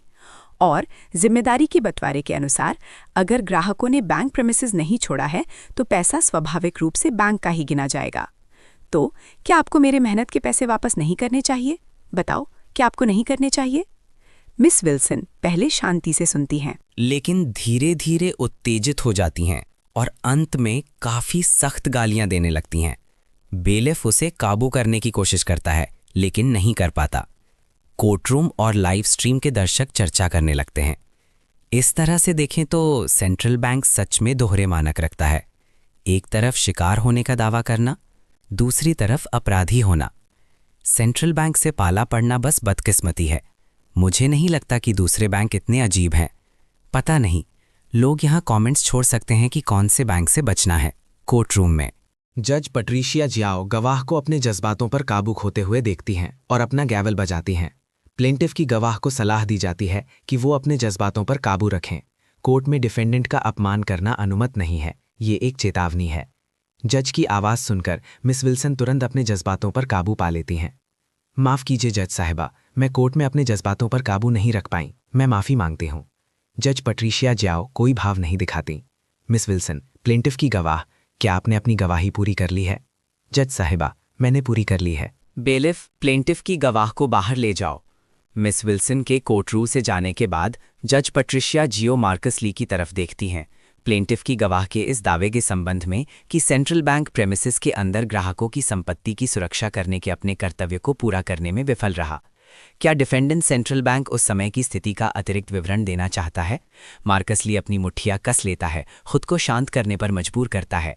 ये ट्रायल उसके लिए सच में बहुत पीड़ादायक है। उसे यहाँ तक कि एहसास हो रहा है कि वो केस नहीं जीतेगा। लंबी सांस लेने के बाद वो शांत हो जाता है।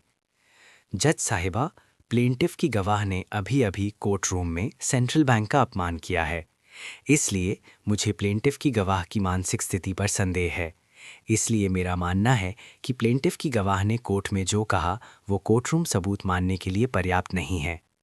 मार्कस ली की बात खत्म होने के बाद वो अपने सामने मेरे चेहरे पर एक हल्की सी मुस्कान देखता है। उसे अचानक एक बुरा एहसास होता है। जैसे ही जज पैट्रिशिया जियाओ विचार करती हैं कि मार्कस ली की मांग मंजूर करे या नहीं, मैं अपना हाथ उठाता हूं।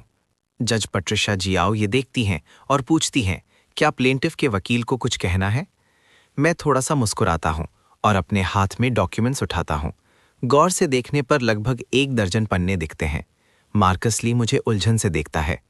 मैं मार्कस ली को मुस्कुराते हुए देखता हूं और आगे कहता हूं, जज साहिबा, हम डिफेंडेंट के वकील की मांग से सहमत हैं।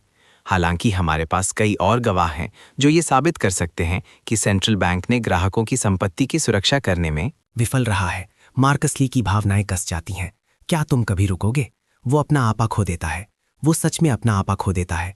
मार्कस ली को नहीं पता कि वो अपनी वर्तमान मनोदशा का वर्णन कैसे करे। उसने अभी अभी कहा था कि विपक्षी गवाह को मानसिक समस्याएं हो सकती हैं और इस बिंदु पर बहस करने के बजाय मैं गवाह मटेरियल का ढेर निकाल लेता हूं। तुम इतने कमीने कैसे हो सकते हो? ये बिल्कुल बेकार है। मार्कस ली ने इतने सारे केसेस संभाले हैं और उसने कभी ऐसा कुछ नहीं देखा। उसकी शांति पूरी तरह से टूट जाती है। मैं चुपचाप मुस्कुराता हूँ। मार्कस ली को टूटते हुए देखकर, क्या तुम बहुत घमंडी नहीं बन रहे थे? क्या तुम्हें नहीं लगा कि तुम मुझसे बहस करते रह सकते हो? मैं तुमसे अब बहस ही नहीं कर रहा हूं।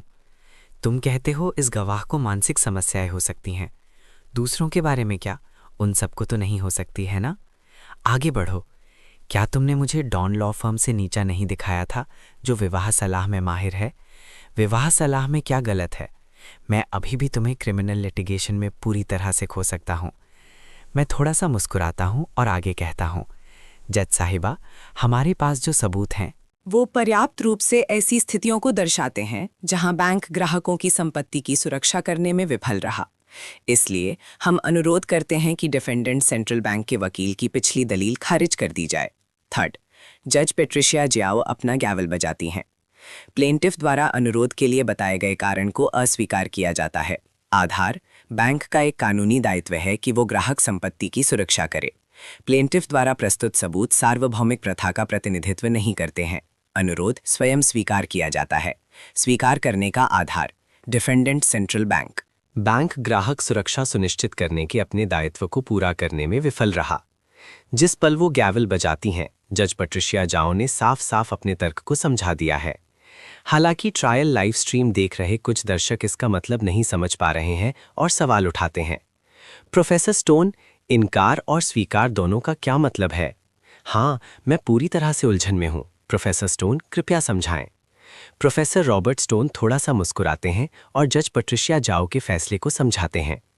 प्लेंटिफ के बताए गए कारण को अस्वीकार करने का कारण ये है कि प्लेंटिफ के तर्क और सबूत ये सुझाते हैं कि बैंक की ग्राहकों की संपत्ति की सुरक्षा करने की कोई जिम्मेदारी नहीं है, लेकिन कानूनी प्रावधानों के अनुसार बैंक को अपनी प्रीमाइसेस के अंदर ग्राहक संपत्ति की सुरक्षा सुनिश्चित करनी होगी। सेंट्रल बैंक का अपने शिकार हुए ग्राहकों के खिलाफ मुकदमा जीतना सार्वभौमिक प्रथा का प्रतिनिधित्व नहीं करता है। अगर तर्क स्वीकार किया जाता तो ये स्थापित हो जाता कि बैंक की ग्राहक संपत्ति की सुरक्षा करने की कोई जिम्मेदारी नहीं है। लेकिन अगर पूरी तरह से इनकार कर दिया जाता तो सेंट्रल बैंक ने इस मामले में अपने दायित्वों को पूरा नहीं किया होता। जज ने इसे चतुराई से संभाला। प्लेंटिफ के बताए गए कारण को अस्वीकार करना कानून की गरिमा बनाए रखता है। अनुरोध स्वयं स्वीकार करना यह दर्शाता है कि सेंट्रल बैंक ने सच में अपने कर्तव्यों में कमी की है। सेंट्रल बैंक इस केस की शुरुआत से ही गलत दिशा में चला गया, पूरी तरह से विपक्षी दलील में फंस गया। प्रोफेसर रॉबर्ट स्टोन थोड़ा सा सर हिलाते हैं। मुझे डर है कि सेंट्रल बैंक ये केस हारने वाला है। सेंट्रल बैंक हारने वाला है। अगर प्रोफेसर स्टोन कहते हैं कि सेंट्रल बैंक हारेगा तो सेंट्रल बैंक का काम तमाम हो गया है। बिल्कुल, बस ये देखिए कि प्रोफेसर स्टोन कौन है। प्रोफेसर रॉबर्ट स्टोन कमेंट्स को देखते हैं और थोड़ा सा मुस्कुराते हैं। ठीक है, चलो आखिरी बयान और फैसला देखते हैं। कोर्ट रूम में जज पेट्रिशिया जियाओ के फैसले का सामना करते हुए मार्कस ली आपत्ति जताने के लिए अपना हाथ उठाता है। जज साहिबा, मुझे आगे बोलने और समझाने की अनुमति नहीं दी गई। मैं अनुरोध करता हूं कि पिछले फैसले को अमान्य घोषित किया जाए। अनुरोध अस्वीकार। मार्कस ली हैरान देखता है। अनुरोध अस्वीकार का क्या मतलब है? जज साहिबा, क्या मैं पूछ सकता हूं कि मेरा अनुरोध क्यों अस्वीकार किया गया है? फैसला जारी हो चुका है और डिफेंडेंट को सूचित कर दिया गया है। अनुरोध अस्वीकार। अगर डिफेंडेंट इस मामले को आगे बढ़ाना चाहता है तो ट्रायल के बाद एक प्रशासनिक समीक्षा का अनुरोध किया जा सकता है, लेकिन वर्तमान अनुरोध अस्वीकार है। अगर डिफेंडेंट का वकील इस विषय पर चर्चा करना जारी रखता है तो दूसरी चेतावनी जारी की जाएगी। मार्कस ली बेंच की तरफ देखता है, शक्तिहीन महसूस करते हुए, और धीरे धीरे शब्दों को निकालता है। जी जज साहिबा। जज पेट्रिशिया जज पेट्रिशिया जाओ की तरफ, खास तौर पर मार्कस ली की तरफ उदासीनता से देखती हैं, फिर मुझे देखती हैं और अपना गैवल बजाती हैं। अब प्लेंटिफ और डिफेंडेंट अपने आखिरी कोर्ट बयान देंगे। प्लेंटिफ के वकील कृपया अपना आखिरी बयान दें। जी जज साहिबा, एक कोर्ट बयान की मुख्य बात यह है कि क्या वो जज को प्रभावित कर सकता है, और मैंने इसके लिए पहले से तैयारी कर ली है। भावनात्मक अपील की कोई ज़रूरत नहीं है। अगर इस केस का फैसला निष्पक्ष रूप से किया जाता है तो हम हारेंगे नहीं और डेविड को सज़ा में कमी मिलेगी। जज पेट्रिशिया जाओ के बारे में मेरी पिछली समझ के आधार पर ये जज सबसे ज़्यादा कानूनी व्याख्या को महत्व देती हैं। मैं धीरे धीरे खड़ा होता हूँ। सम्मानीय जज और जुडिशियल पैनल के सदस्य, हमारे द्वारा जमा किए गए मुकदमे के मटीरियल और कोर्ट सबूत के आधार पर हमारे पास कुछ और कहने के लिए नहीं है। मैं सिर्फ ये कहना चाहता हूँ कि कानूनी न्याय किसी अच्छे इंसान को गलत सज़ा नहीं देगा। जज पट्रिशिया जाओ मुझे संतुष्टि से देखती हैं और थोड़ा सा सर हिलाती हैं। प्लेंटिफ का बयान पूरा हो गया है, डिफेंडेंट अब अपना बयान दे सकता है। मार्कस ली जानता है कि ये आखिरी बयान सेंट्रल बैंक का आखिरी मौका है। मार्कस ली धीरे धीरे खड़ा होता है। सम्माननीय जज और जुडिशियल पैनल के सदस्य, इस मामले में हमारा सेंट्रल बैंक शिकार है। मेरा मानना है कि लोगों में करुणा होना स्वाभाविक है, लेकिन कानून निष्पक्ष है। हमारा सेंट्रल बैंक आखिरकार शिकार है। प्लेंटिफ का हमसे शिकार के रूप में मुआवजा प्रदान करने का अनुरोध पूरी तरह से अनुचित है। बयान पूरा। मार्कस ली का बयान सुनने के बाद जज पट्रिशिया जाओ डिफेंडेंट डेविड थॉम्सन की तरफ बेंच का सामना करते हुए उदासीनता से देखती हैं। डिफेंडेंट आखिरी बयान दे सकता है। डेविड ऊंची बेंच की तरफ देखता है, फिर मेरी दिशा में देखता है। सम्माननीय जज और जुडिशियल पैनल के सदस्य, मुझे इस ट्रायल पर कोई आपत्ति नहीं है। मैं जो भी फैसला सुनाया जाएगा उसे स्वीकार करने को तैयार हूं। बयान पूरा। कोर्ट अब अवकाश में है। 30 मिनट का अवकाश। कोर्ट 30 मिनट में फिर से शुरू होगा फैसला सुनाने के लिए। जज पट्रिशिया जियाओ अपना गैवल बजाती हैं, अवकाश के चरण में प्रवेश करते हुए।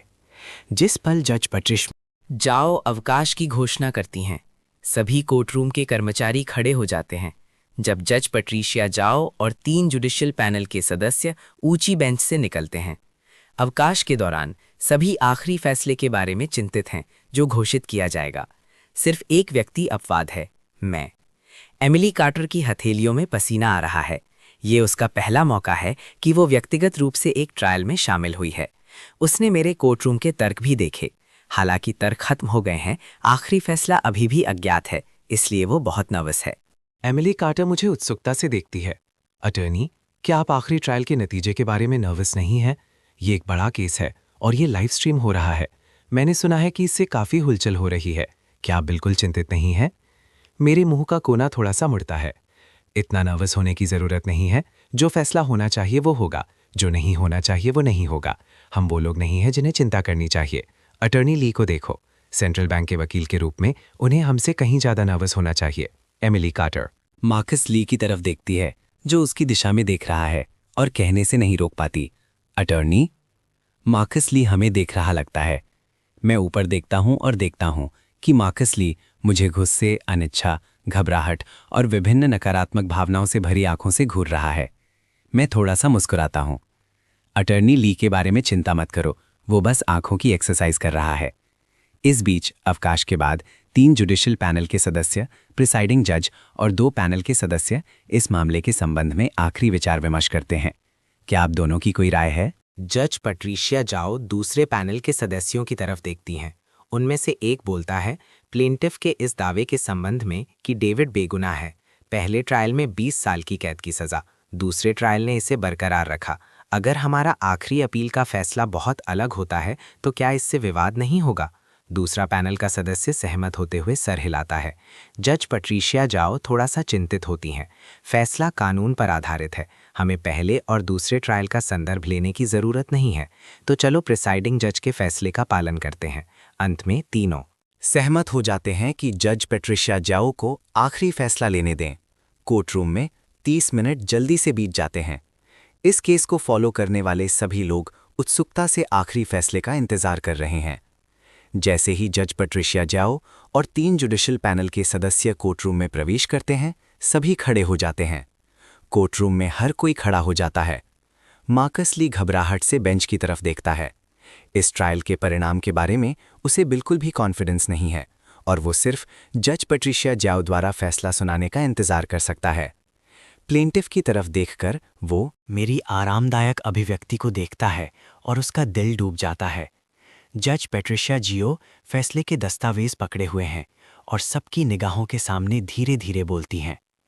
ये मामला इस अदालत म्यूनिसिपल सुपीरियर कोर्ट द्वारा सुनी गई एक आखिरी अपील है। Plaintiff David Thomson, defendant Central Bank. इस अदालत के पास इस मामले का अधिकार है। सभी लागू कानून घरेलू कानून पर आधारित हैं। हमारे क्रिमिनल कोड के अनुसार लूट के तत्वों में हिंसा, जबरदस्ती या धमकी का इस्तेमाल करके कॉर्पोरेट संपत्ति लूटना शामिल है। प्रोसिक्यूशन का दावा कि प्लेंटिफ डेविड थॉम्सन लूट का साथी था, कानूनी आवश्यकताओं को पूरा नहीं करता है। डेविड थॉम्सन ने लूट का आपराधिक कृत्य नहीं किया। हालांकि डेविड ने जानते हुए कि ये अवैध रूप से प्राप्त संपत्ति है और फिर भी उसने अपने पिता के खर्चों के लिए उसका इस्तेमाल करने का चुनाव किया, जो परिस्थितियों और स्थिति की आवश्यकता के कारण अनुचित धन प्राप्ति और अवैध धन का स्थानांतरण और चोरी की संपत्ति को छिपाना गठित करता है। और ये ध्यान में रखते हुए कि डेविड उस समय बुनियादी तार्किकता खो चुका था, सजा कम कर दी जाती है। डेविड थॉम्सन को 6 महीने की कैद और 1 साल की परीक्षा पर सजा सुनाई जाती है और उसे अवैध रूप से प्राप्त संपत्ति को लौटाना होगा। सेंट्रल बैंक से मुआवजे के लिए प्लेंटिफ के दावे के संबंध में सेंट्रल बैंक सच में इस मामले में शामिल है। सेंट्रल बैंक को डेविड थॉम्सन से माफी मांगने का आदेश दिया जाता है। बाकी सभी दावे खारिज किए जाते हैं। डिफेंडेंट के दावों के संबंध में सभी खारिज किए जाते हैं। ये आखिरी अपील का फैसला है। हमारे प्रक्रियात्मक कानून के अनुसार ये अदालत लिखित फैसले को स्थगित होने के 10 दिनों के भीतर सभी पक्षों को पहुंचाएगी। गैवल गिरता है, अदालत स्थगित होती है। जज पट्रीशिया जियो के शब्दों के साथ आखिरी अपील समाप्त होती है। आखिरी फैसला सुनकर मार्कस ली पूरी तरह से टूट जाता है। हार गए। सेंट्रल बैंक हार गया और पूरी तरह से हार गया। न सिर्फ डेविड को लूट का दोषी नहीं ठहराया गया, पहले और दूसरे ट्रायल के फैसलों को पलट दिया गया, बल्कि सजा सिर्फ 6 महीने है। न सिर्फ 6 महीने बल्कि प्रोबेशन। प्रोबेशन का क्या मतलब है? डेविड को जेल जाना ही नहीं पड़ेगा। बिल्कुल, जब तक डेविड कानून का पालन करता है और कोई अपराध नहीं करता, ये सज़ा मूल रूप से कुछ भी नहीं है। जिस पल फैसला सुनाया जाता है, मार्कस ली, सेंट्रल बैंक का वकील, लगभग अपना दिमाग खो देता है। सेंट्रल बैंक की लीगल डिपार्टमेंट ऑफिस में director Vincent Shaw trial live stream देखता है। जब वो ये फैसला सुनता है तो वो एक पल के लिए हैरान रह जाता है, फिर एक लंबी सांस लेता है। ट्रायल लाइव स्ट्रीम देखते समय उसे एक धुंधला सा एहसास था कि ये ट्रायल शायद हार जाएगा, लेकिन उसने ये उम्मीद नहीं की थी कि फैसला इतनी तबाही भरी हार होगी। डेविड को प्रोबेशन मिलना एक बात है, लेकिन सेंट्रल बैंक को भी डेविड से माफी मांगनी होगी। ये कौन संभाल सकता है? एक पल के लिए डायरेक्टर विंसेंट शॉ को कोई आइडिया नहीं है कि अगर वो विलियम रॉस को इस ट्रायल के नतीजे के बारे में बताएगा तो क्या होगा। वो पहले से ही कल्पना कर सकता है कि वो उसी समय अपने निजी सामान के साथ बाहर निकल रहा होगा। सेंट्रल बैंक के प्रेसिडेंट के ऑफिस में William Ross trial live stream को बंद होते हुए देखता है और बिल्कुल गुस्से में है। वो गुस्से से लीगल डिपार्टमेंट का दरवाजा खोलता है। विंसेंट शॉ, तुमने मुझसे क्या वादा किया था? क्या तुमने नहीं कहा था कि सेंट्रल बैंक जरूर जीतेगा और जनता की राय में जीत हासिल करेगा? क्या तुम इसे जीत कहते हो? पहले विलियम रॉस ने लीगल डिपार्टमेंट में डायरेक्टर विंसेंट शॉ के साथ ट्रायल लाइव स्ट्रीम देखा था और बहुत परेशान था। लेकिन प्रेसिडेंट के ऑफिस में वापस आने के बाद वो अभी भी चोरी छुपे ट्रायल लाइव स्ट्रीम देखने से खुद को रोक नहीं पाया। ये लाइव स्ट्रीम सिर्फ ये नहीं है कि वो केस जीत सकते हैं या नहीं, ये सेंट्रल बैंक की रेप्यूटेशन से जुड़ा है। सेंट्रल बैंक सिर्फ एक क्षेत्रीय बैंक है। अगर उसकी रेप्यूटेशन खराब होती है तो बैंक को अनंत नुकसान होगा। पूरा ट्रायल लाइव स्ट्रीम देखने के बाद विलियम रॉस की मनोदशा को सिर्फ एक रोलर कोस्टर के रूप में वर्णित किया जा सकता है। नहीं, वो सिर्फ गिरता है, गिरता रहता है और गिरता रहता है जब तक कि वो सुन्न हो जाए। ऊपर जाने का तो सवाल ही नहीं है। जिस पल फैसला सुनाया जाता है, विलियम रॉस और बर्दाश्त नहीं कर पाता और लीगल डिपार्टमेंट में डायरेक्टर विंसेंट शॉ से सामना करने जाता है। डायरेक्टर विंसेंट शॉ अंदर से गलत महसूस करता है। कौन सोच सकता था कि विवाह सलाह पर ध्यान केंद्रित करने वाला एक नया वकील क्रिमिनल लिटिगेशन में इतना तेज हो सकता है, पूरे ट्रायल पर हावी हो सकता है, खास तौर पर पेट्रिशिया जियाओ जैसे अनुभवी प्रिसाइडिंग जज से सामना करना। आखिरी फैसला तर्कसंगत और सबूत आधारित है। अपील करने का कोई रास्ता नहीं है। प्रेसिडेंट रॉस, इस बात हमारे बैंक के लीगल डिपार्टमेंट की गलती थी। हालांकि हम विफल रहे, हम पूरी तरह से विफल नहीं हुए। हारने का नतीजा सिर्फ एक साधारण माफी है। जब तक हम जनता की राय में जीत हासिल करते हैं, सेंट्रल बैंक अंत में फिर भी जीत जाएगा। विलियम रॉस अपनी आंखें से कोटता है। जनता की राय? कौन सी जनता की राय? हमारे बैंक को माफी मांगने का आदेश दिया गया है और तुम अभी भी जनता की राय के बारे में बात कर रहे हो? क्या तुम मुझे बेवकूफ समझते हो? केस हारने के बाद तुम जनता की राय कैसे जीतोगे? डायरेक्टर विंसेंट शॉ परेशान दिखता है। वो बस हवा में बात कर रहा था और उसे बिल्कुल भी आइडिया नहीं है कि जनता की राय में जीत कैसे हासिल की जाए। उसके पहले के शब्द पूरी तरह से विलियम रॉस को खुश करने के लिए थे। अगर हमारे बैंक की रेपुटेशन और विश्वसनीयता को नुकसान पहुंचता है तो तुम लीगल डिपार्टमेंट के डायरेक्टर के रूप में अपना सामान पैक करने की तैयारी कर सकते हो। डायरेक्टर विंसेंट शॉ कुछ और कहना चाहता है, लेकिन विलियम रॉस उसे कोई मौका नहीं देता और लीगल डिपार्टमेंट से बाहर निकल जाता है। डायरेक्टर विंसेंट शॉ का चेहरा उदास है। सब कुछ फूल प्रूफ होना चाहिए था, लेकिन कौन सोच सकता था कि ये अनपेक्षित बाधा आएगी। ट्रायल सीन पर स्थगित होने की घोषणा के बाद जज पट्रिशिया चाओ और दूसरे 2 जुडिशियल ऑफिसर्स कोर्ट रूम से निकल जाते हैं क्योंकि डेविड को मौके पर बेगुनाह नहीं घोषित किया गया है और उस पर अभी भी अनुचित धन प्राप्ति और अवैध धन के स्थानांतरण का संदेह है, भले ही वो प्रोबेशन पर हो। जरूरी प्रक्रियाओं का पालन करना होगा और डेविड को बेलिफ्स द्वारा ले जाया जाता है। एमिली कार्टर मुझे उत्साह से देखती है। अटॉर्नी, हम ये केस जीत गए, हम जीत गए। डेविड को सजा हुई, लेकिन वो सिर्फ कुछ महीनों की है और वो प्रोबेशन पर है। पहले और दूसरे ट्रायल से 20 साल की कैद की सजा की तुलना में ये ट्रायल कहा जा सकता है। हमारे लिए एक बड़ी जीत है। अटॉर्नी एमिली कार्टर अपने पैरों पर थोड़ा सा उछलती है। उसका शरीर उत्साह से कांप रहा है। मैं एमिली कार्टर की तरफ देखता हूँ जो बहुत उत्साहित है और थोड़ा सा मुस्कुराता हूँ। क्या मैंने तुम्हें पहले ही नहीं बताया था कि हम ये केस जरूर जीतेंगे? जज पट्रिशिया जियाओ का फैसला हमेशा मेरी उम्मीदों के अंदर था। पहले हैरल्ड थॉमसन ने जिस वकील को हायर किया था वो बहुत अनुभवी नहीं था। इस मुकदमे में सच में कई मुख्य मुद्दे थे जो नहीं उठाए गए थे। केस का मुख्य बिंदु ये था कि क्या डेविड ने सच में लूट की थी। जब तक इस बिंदु को खारिज कर दिया जाता है तो सेंट्रल बैंक और प्रोसिक्यूशन के आरोप पूरी तरह से खारिज हो जाते हैं। प्रिसाइडिंग जज का रवैया भी है। डेविड का केस बहुत खास है। आखिरी अपील अक्सर पहले और दूसरे ट्रायल के फैसलों पर विचार करती हैं। खुशकिस्मती से जज पट्रिशिया जाओ एक अनुभवी प्रिसाइडिंग जज हैं जो कानूनी निष्पक्षता को दृढ़ता से बनाए रखती हैं। अंत में ये नतीजा मिलना बिल्कुल भी आश्चर्यजनक नहीं है। ठीक है, इतना उत्साहित मत हो। जल्दी से मटेरियल ऑर्गेनाइज करो। अभी भी कुछ संबंधित मामले हैं जिन्हें संभालना है। हमारे पास अभी भी काम है। जी अटॉर्नी। एमिली कार्टर अपने उत्साह को दबाती है और कर्तव्य निष्ठा से मटेरियल ऑर्गेनाइज करना पूरा करती है। फिर मेरे पीछे चलती है, कोर्टरूम से निकलने की तैयारी करती है। दूसरी तरफ मार्कस ली मुझे स्थिर रूप से घूरता है। उसकी आंखें या तो तबाही या नफरत भरी ईर्ष्या दिखाती हैं। जब हम पास से गुजरते हैं, एमिली कार्टर धीरे से फुसफुसाती है, अटॉर्नी, सेंट्रल बैंक के लीगल डिपार्टमेंट से वो मार्कस ली आपसे बहुत असंतुष्ट लगता है। मैं थोड़ा सा मुस्कुराता हूं। हम बस अपना रास्ता चलेंगे। जी अटॉर्नी। ये बातचीत सुनकर मार्कस ली इतना गुस्से में है कि वो खून उगलने वाला है। केस हारने की बात अलग है, लेकिन क्या तुम दोनों मेरे पास से गुजरते समय और धीरे से फुसफुसा सकते हो? इतने पास, इतनी जोर से, क्या तुम्हें लगता है कि मैं सुन नहीं सकता? कोई मदद नहीं कर सकता। हार तो हार है। कोर्ट में कितना भी गुस्सा हो कोई फर्क नहीं पड़ता। आखिरी अपील का नतीजा पहले ही आ चुका है। मार्कस ली के ट्रायल मटेरियल ऑर्गेनाइज करने के बाद मेरे पीछे चलता है और कोर्ट हाउस से बाहर निकलता है। कोर्ट हाउस के बाहर रिपोर्टर्स उत्सुकता से इंटरव्यू करने की तैयारी कर रहे हैं और कुछ तो मौके पर अपने एडिटर्स को सूचित करने के लिए कॉल भी कर रहे हैं, हेडलाइंस तैयार कर रहे हैं। चौंका देने वाला, डेविड टॉमसन केस ने नाटकीय मोड़ लिया। सेंट्रल बैंक सच में न्याय अंत में जीत जाता है। सेंट्रल बैंक न्याय के फैसले का सामना करता है और इस तरह के टाइटल्स। जब मैं कोर्ट हाउस से बाहर निकलता हूं तो कई मीडिया आउटलेट्स उमड़ पड़ते हैं, कैमरा लेकर और माइक्रोफोन मेरी तरफ बढ़ाकर।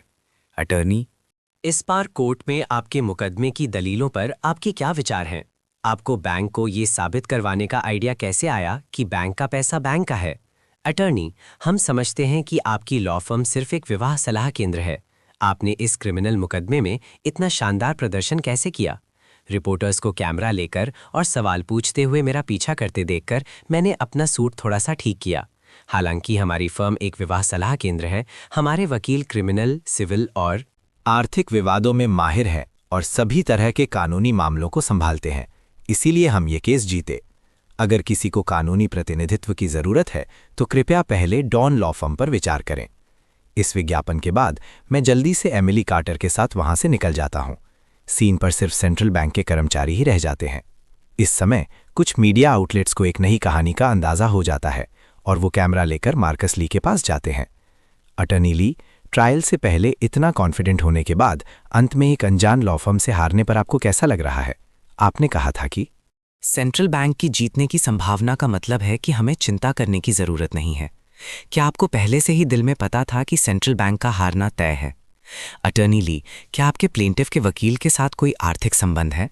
मार्कस ली का चेहरा काला हो जाता है, उसका मुंह लगातार फड़कता रहता है। इसका क्या मतलब है? क्या आप कहना चाहते हैं कि मैं एक भेड़िया हूं? मार्कस ली का दिमाग खराब होने वाला है। दूसरे रिपोर्टर्स इस विस्फोटक सवाल को सुनते हैं और उनकी आंखें चमक उठती हैं। खबरों के प्रति उनकी स्वाभाविक संवेदनशीलता के साथ वो मूल रूप से जाल बिछा रहे हैं।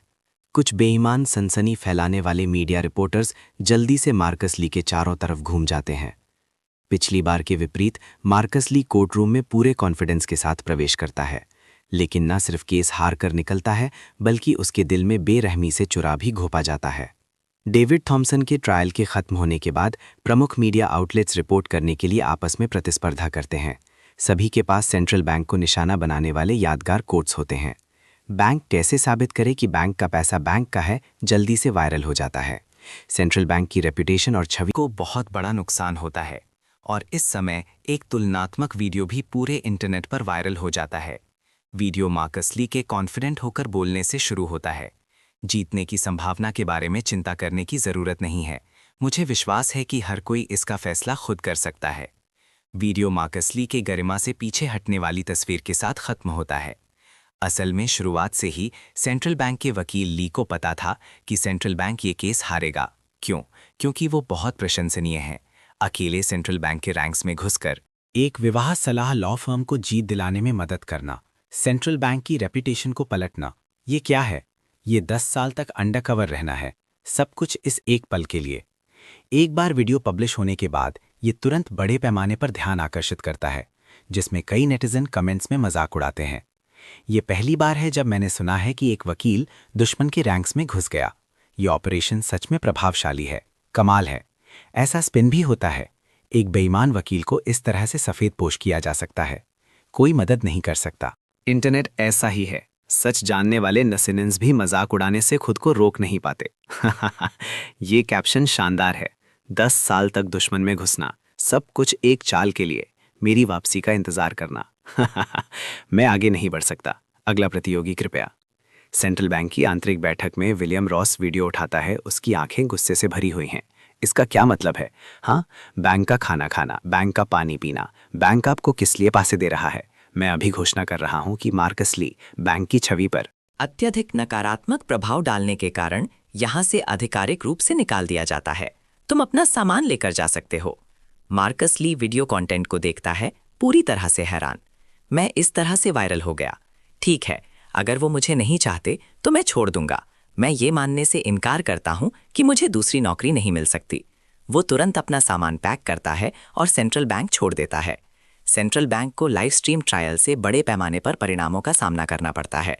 बैंक की रेप्यूटेशन पतल में चली जाती है। उन्हें अपने ग्राहकों से माफ़ी मांगने पर मजबूर होना पड़ता है। वो उन सभी क्लाइंट्स को मुआवजा देते हैं जिन्होंने पहले केस हारे थे और जिनके सामान बैंक में गायब हो गए थे, अपनी रेप्यूटेशन पर नुकसान नियंत्रण का प्रयास करते हुए। सेंट्रल बैंक के नुकसान नियंत्रण के प्रयास जनता की राय पर सिर्फ न्यूनतम प्रभाव डालते हैं। इसलिए सेंट्रल बैंक मीडिया आउटलेट्स को खरीदने के लिए भारी मात्रा में पैसा खर्च करता है, कथा को नियंत्रित करने की कोशिश करता है। दुर्भाग्यवश नेटिजन बिल्कुल भी नहीं मान रहे हैं। जनता की राय को ठंडा करने के लिए काफ़ी धन खर्च करने के बाद उन्हें अंत में कुछ परिणाम मिलते हैं, लेकिन फिर कानूनी टिप्पणीकार प्रोफेसर रिचर्ड लो एक वीडियो जारी करते हैं जिसका नाम है इस साल मैंने देखा सबसे शानदार court defence. Video David Thomson के केस का विश्लेषण करता है। एक प्रसिद्ध कानूनी टिप्पणकार के रूप में प्रोफेसर रिचर्ड लो ऑनलाइन बड़े पैमाने पर प्रभाव रखते हैं। हर वीडियो जो वो जारी करते हैं उसे भयानक रूप से उच्च शेयर्स और व्यूज़ मिलते हैं। जिस पल ये वीडियो गिरता है, सेंट्रल बैंक का भुगतान किया हुआ मीडिया कवरेज तुरंत शांत हो जाता है। वीडियो में प्रोफेसर लुओ कोर्टरूम से कानूनी ज्ञान को विस्तार से तोड़ते हैं। वो ये भी समझाते हैं कि वकील ने कुछ खास कोनों से दलील क्यों दी और ट्रायल के मुख्य मुद्दों का विश्लेषण करते हैं। हालांकि ट्रायल वीडियो सेंट्रल बैंक का नाम धुंधला कर देता है, इस नो में हर कोई पहचान लेता है कि ये सेंट्रल बैंक है। बैंक की रेप्यूटेशन को एक और बड़ा झटका लगता है।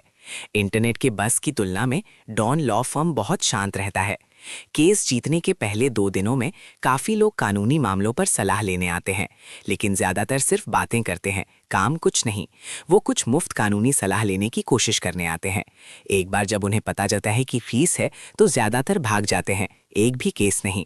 कुछ महिलाएं खास तौर पर मुझसे विवाह के मुद्दों पर सलाह लेने आती हैं। मैं उन सबको एमिली के पास भेज देता हूँ। महिलाएं महिलाओं से बेहतर जुड़ती हैं, है ना? एमिली को सलाह संभालने देना कोई समस्या नहीं होनी चाहिए।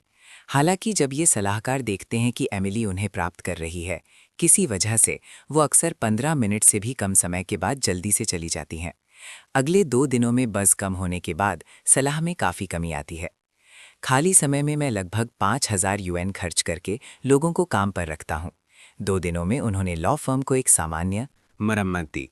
कम से कम बाहर से ये पहले से कहीं ज़्यादा प्रोफेशनल लगता है। मैं कुछ बुनियादी ऑफिस सामान पर 5000 और खर्च करता हूँ। कुल मिलाकर फर्म अब सच में एक ठीक-ठाक लॉ ऑफिस लगती है। हाँ, पहले से कहीं बेहतर। मैं संतुष्टि से सर हिलाता हूँ। हालांकि फर्म सुनसान रहती है, कोई केस नहीं आता। लगता है इंटरनेट पर विज्ञापन बहुत प्रभावी नहीं है। वो मीडिया विज्ञापन भी काम नहीं कर रहे हैं। इस दौरान मुझे दूसरे फर्म्स में क्रिमिनल केसेस संभालने के लिए कई निमंत्रण मिले। लेकिन असल में लेने के लिए कोई केस नहीं, लेकिन दूसरों के लिए काम करना अपने बॉस होने जितना आरामदायक नहीं है। मैंने उन सबको मना कर दिया। दोपहर के लगभग 1:30 बजे ट्रायल खत्म होने के 10 दिन बाद सूरज तेज चमक रहा है। बाहर का मौसम थोड़ा उमस भरा लग रहा है। मैं एयर कंडीशनिंग में चाय पी रहा हूँ। एमिली प्रोफेसर लो के वीडियोस के नीचे फर्म के लिए विज्ञापन पोस्ट करने में व्यस्त है। विज्ञापन का तरीका सरल और सीधा है, कोई फालतू की चीजें नहीं। वो कमेंट्स छोड़ती है। इस केस को जीतने वाला वकील डॉन। लॉ फर्म से हाय।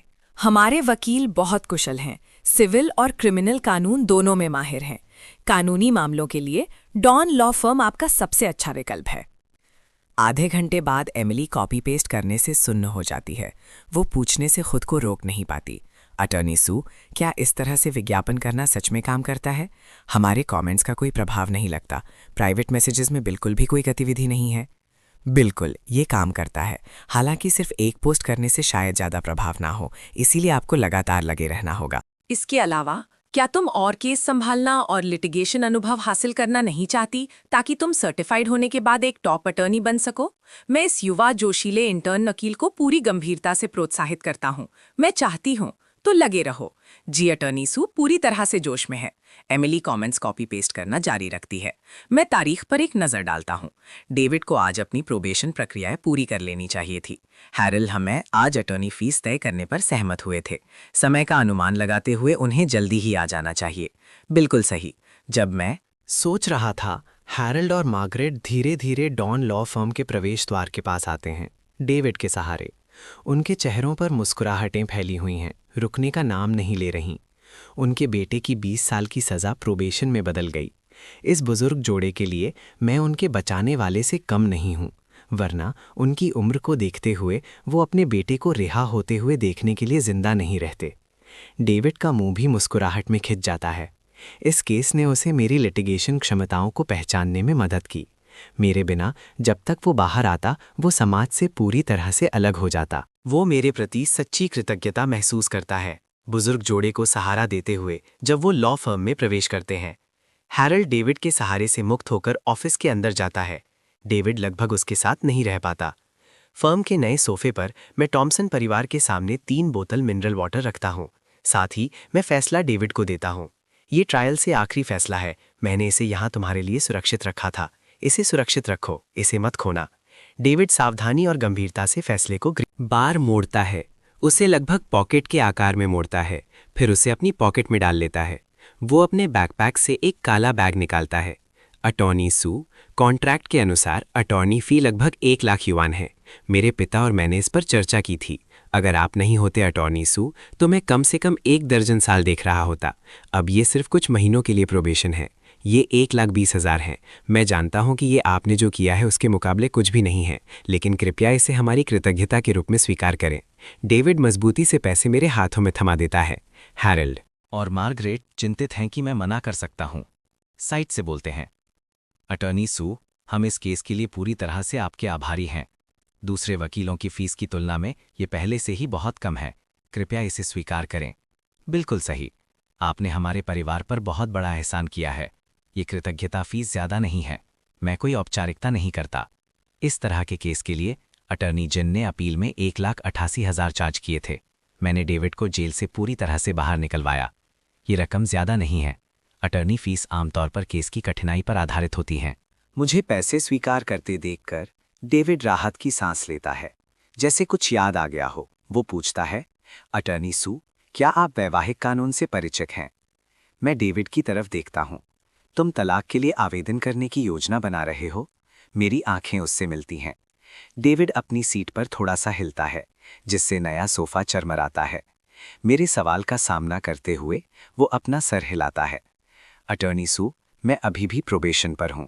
मुझे डर है कि मुकदमा दायर करने से परेशानी होगी। मैं इसलिए पूछ रहा हूं क्योंकि मैं आपको एक तलाक का केस रेफर करना चाहता हूं। ये मेरा बचपन का दोस्त है। उसे तलाक के लिए आवेदन करना है। अटॉर्नी सू, अगर आप तलाक के केस संभालते हैं तो मैं आपको उससे मिलवा सकता हूं। डेविड की सिफारिश सच्ची सोच विचार दिखाती है। जब कोई केस सामने आता है तो पहले मेरे बारे में सोचना। वो एक मजबूत दोस्त है। कुछ दिन पहले मैंने वो केस कोर्ट में जीता था और मीडिया रिपोर्टर्स के सामने अपनी फर्म का प्रचार किया था। प्रचार जोर शोर से था, फिर भी कोई केस नहीं। मीडिया सिर्फ विस्फोटक हेडलाइंस की परवाह करता है। नेटिजन्स सिर्फ नाटकीय ट्रायल्स की परवाह करते हैं। इस तरह के प्रचार के जरिए केस मिलना मैं साफ साफ था। मैं ज्यादा ही सोच रहा था। मैंने उम्मीद नहीं की थी कि डेविड की आज की मुलाकात एक अनोखा सरप्राइज लाएगी। डिवोर्स केसेस हमारी फर्म की खासियत हैं। तुम्हें यह पता होना चाहिए, है ना? डेविड अपना सर खुजलाता है।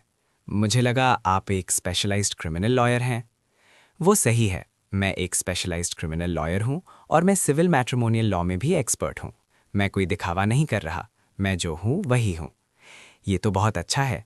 अटॉर्नी सू, आपके इस केस में होने से मेरे दोस्त की तलाक की उम्मीद जाग गई है। वो अपने दोस्त के संभावित तलाक को लेकर काफी खुश लग रहा है। क्या तुम मुझे अपने दोस्त की हालत के बारे में बता सकते हो? तुम उसे तलाक मिलने पर काफी खुश दिख रहे हो। क्या वो किसी नर्क से आजाद हो रहा है? मेरे दोस्त के तलाक को नर्क से आजादी कहने पर डेविड का चेहरा तुरंत गुस्से से भर गया। अपनी पत्नी के बारे में बात करने से भी ज्यादा। अगर उसका तलाक हो गया तो ये सिर्फ नर्क से आजादी से कहीं ज्यादा होगा। डेविड ने सोफा पर अपना मुक्का मारा। एक मुक्के के बराबर का गड्ढा लगभग 2 सेंटीमीटर गहरा तुरंत बन गया। माफ कीजिए अटॉर्नी सू, मैं थोड़ा जज्बाती हो गया था। बात बस ये है कि मेरे दोस्त की पत्नी, मुझे नहीं पता उसका वर्णन कैसे करूं। वो बिल्कुल हद से ज्यादा अजीब है। आपने ऑनलाइन उन अजीब लोगों को देखा है? वो उनसे भी बुरी है। क्या आप समझ सकते हैं अटॉर्नी सू? इसलिए मैं इतना गुस्से में हूं। मुझे बस अपने दोस्त के लिए बुरा लगता है। डेविड की आंखों में दर्द की एक झलक है। हाँ, दर्द। उस दर्द के लिए जो उसका दोस्त झेल रहा है। अपने नए खरीदे हुए सोफा को देखकर मुझे भी थोड़ा दर्द महसूस हो रहा है। अभी खरीदा था, 800 युआन का। बिल्कुल नया। अभी उसका बचाव रोक दो। पहले अपने दोस्त की स्थिति बताओ। मैं अपना सूट थोड़ा ठीक करता हूं और एमिली को नोट्स लेने के लिए बुलाता हूं। डेविड ने जोर से सर हिलाया और स्थिति बताना शुरू किया। मेरा दोस्त एक शरीफ आदमी है, एक प्रोग्रामर है, महीने के लगभग 20,000 कमाता है। वो शहर के एक डेमोलेशन परिवार से है। उसके पास 3 अपार्टमेंट्स हैं, एक उसके पेरेंट्स के लिए, एक उसके और उसकी पत्नी के लिए, और एक जो पहले किराए पर था। लेकिन उसकी पत्नी ने कहा कि एक साथी उसे किराए पर लेना चाहता है, इसलिए उन्होंने उसे किराए पर देना बंद कर दिया। उस साथी को देने के लिए। लेकिन पता चला कि उसकी पत्नी ने चुपके से वो अपार्टमेंट अपने भाई को दे दिया। उसकी पत्नी शहर से बाहर की है। उसका परिवार थोड़ा गरीब है। वो लगभग 30 साल की है, 5 फुट 3 इंच, 120 पाउंड्स, महीने के 3,000 कमाती है, और उसके 2 छोटे भाई हैं। उसके पेरेंट्स के पास कोई सोशल सिक्योरिटी या कुछ नहीं है, बस छोटे मोटे काम करते हैं, महीने के लगभग 2,000 कमाते हैं। उसके 2 भाई, एक ने मिडिल स्कूल छोड़ दिया और अपने माँ बाप पर बोझ है। दूसरे ने 1 साल पहले कॉलेज खत्म किया और अब तक कोई काम नहीं मिला। मेरा दोस्त एक आम शरीफ आदमी है। वो अपनी पूरी सैलरी अपनी पत्नी को सौंप देता है। वो महीने से महीने का गुजारा करते हैं। वो सब खर्च कर देती है, उसके पैसे भी। मेरा दोस्त एक एक करके सिगरेट खरीदता है, रोजाना बचत करता है ताकि एक स्मोक अफोर्ड कर सके। जितना ज्यादा मैं सुनता हूं उतना ही ये अजीब लगता है। उसे इस सब से मिल क्या रहा है? एमिली, जो नोट्स ले रही है, डेविड की बातें सुनती है और अपनी भौवें सिकोड़ने से खुद को नहीं रोक पाती। उसे लगता है ये बहुत ज्यादा है, ये कोई शादी नहीं है। क्या पति पूरी तरह से बेवकूफ नहीं है? ये ख्याल अचानक एमिली के दिमाग में आया। मैं अब और नहीं सुन सकता। मैं डेविड को बीच में ही रोकता हूँ। सीधे पॉइंट पर आओ, वो तलाक क्यों चाहता है? क्योंकि मेरे दोस्त की पत्नी कहती है कि वो अब उससे प्यार नहीं करता, इस वजह से वो तलाक लेने पर अड़ी है। मेरे दोस्त ने पहले सोचा ठीक है चलो तलाक ले लेते हैं, उसने भी काफ़ी झेल लिया है। लेकिन जब संपत्ति बंटने की बारी आई तो उसे पता चला कि उसकी पत्नी ने उसकी शादी से पहले की ज़्यादातर संपत्ति को शादी के बाद की संपत्ति में बदल दिया था और बैटवेयर की मांग की थी। उनकी असली शादी की संपत्ति उसकी पत्नी ने पर्सेस, कॉस्मेटिक्स और कई ब्यूटी ट्रीटमेंट्स पर पूरी तरह खर्च कर दी थी। अगर उनका इस तरह तलाक होता तो मेरा दोस्त खाली हाथ रह जाता और सब कुछ खो देता। ये सुनकर मैं आखिरकार समझ गया, अब उसे प्यार नहीं करना बस एक बहाना है। इस आदमी की नींद थोड़ी देर से खुली। साथ रहते हुए उसने शादी की सारी संपत्ति खत्म कर दी। उसके शादी से पहले के सारे एसेट्स ट्रांसफर करने के बाद वो प्यार न होने का बहाना बनाकर तलाक ले रही है। ये सच में हद है। मैंने चुपचाप डेविड की बातें पूरी सुनी। तुम्हारे वर्णन के आधार पर मुझे इस केस की एक सामान्य समझ हो गई है। हमारी फर्म इसे ले सकती है, लेकिन तुम्हें पहले अपने दोस्त की राय पूछनी होगी कि क्या वो हमारी लॉ फर्म को हायर करना चाहता है। तभी हम बाकी बातों पर आगे बढ़ सकते हैं। अटॉर्नी सू, मैं समझ गया। मैं बाहर निकलते ही तुरंत अपने दोस्त से बात करूंगा। डेविड और थॉमसन परिवार को विदा करने के बाद मैं एमिली से कहता हूं, अभी के लिए एड्स पोस्ट करना बंद करो। पहले इस सिविल केस की जानकारी ऑर्गेनाइज करो जिसका डेविड ने जिक्र किया था। मैं बाहर जा रहा हूं। मैं लॉ फर्म से निकलकर बैंक जाता हूं। मैं अकाउंट में 1,20,000 जमा करता हूं। 1,20,000 और पुराना बैलेंस मिलाकर कुल 1,50,000 से ज़्यादा हो जाते हैं। फॉर्म का कर्ज संकट थोड़ी देर के लिए टल गया है। बैंक बैलेंस का मैसेज देखने के बाद मैं मकान मालिक को अपनी ब्लैकलिस्ट से हटा देता हूं। अब आखिरकार मुझे मकान मालिक के अगले महीने के किराए के मैसेज से डर नहीं लग रहा। शाम के वक्त मुझे डेविड का कॉल आता है कि उसने अपने दोस्त से बात कर ली है और वो जल्दी ही फॉर्म पहुंच जाएगा। मैं एमिली को तैयार रहने के लिए कहता हूं। एमिली भी नए आने वाले केस को लेकर उत्साहित है। पिछली बार एक क्रिमिनल केस था, उसने उससे बहुत कुछ सीखा।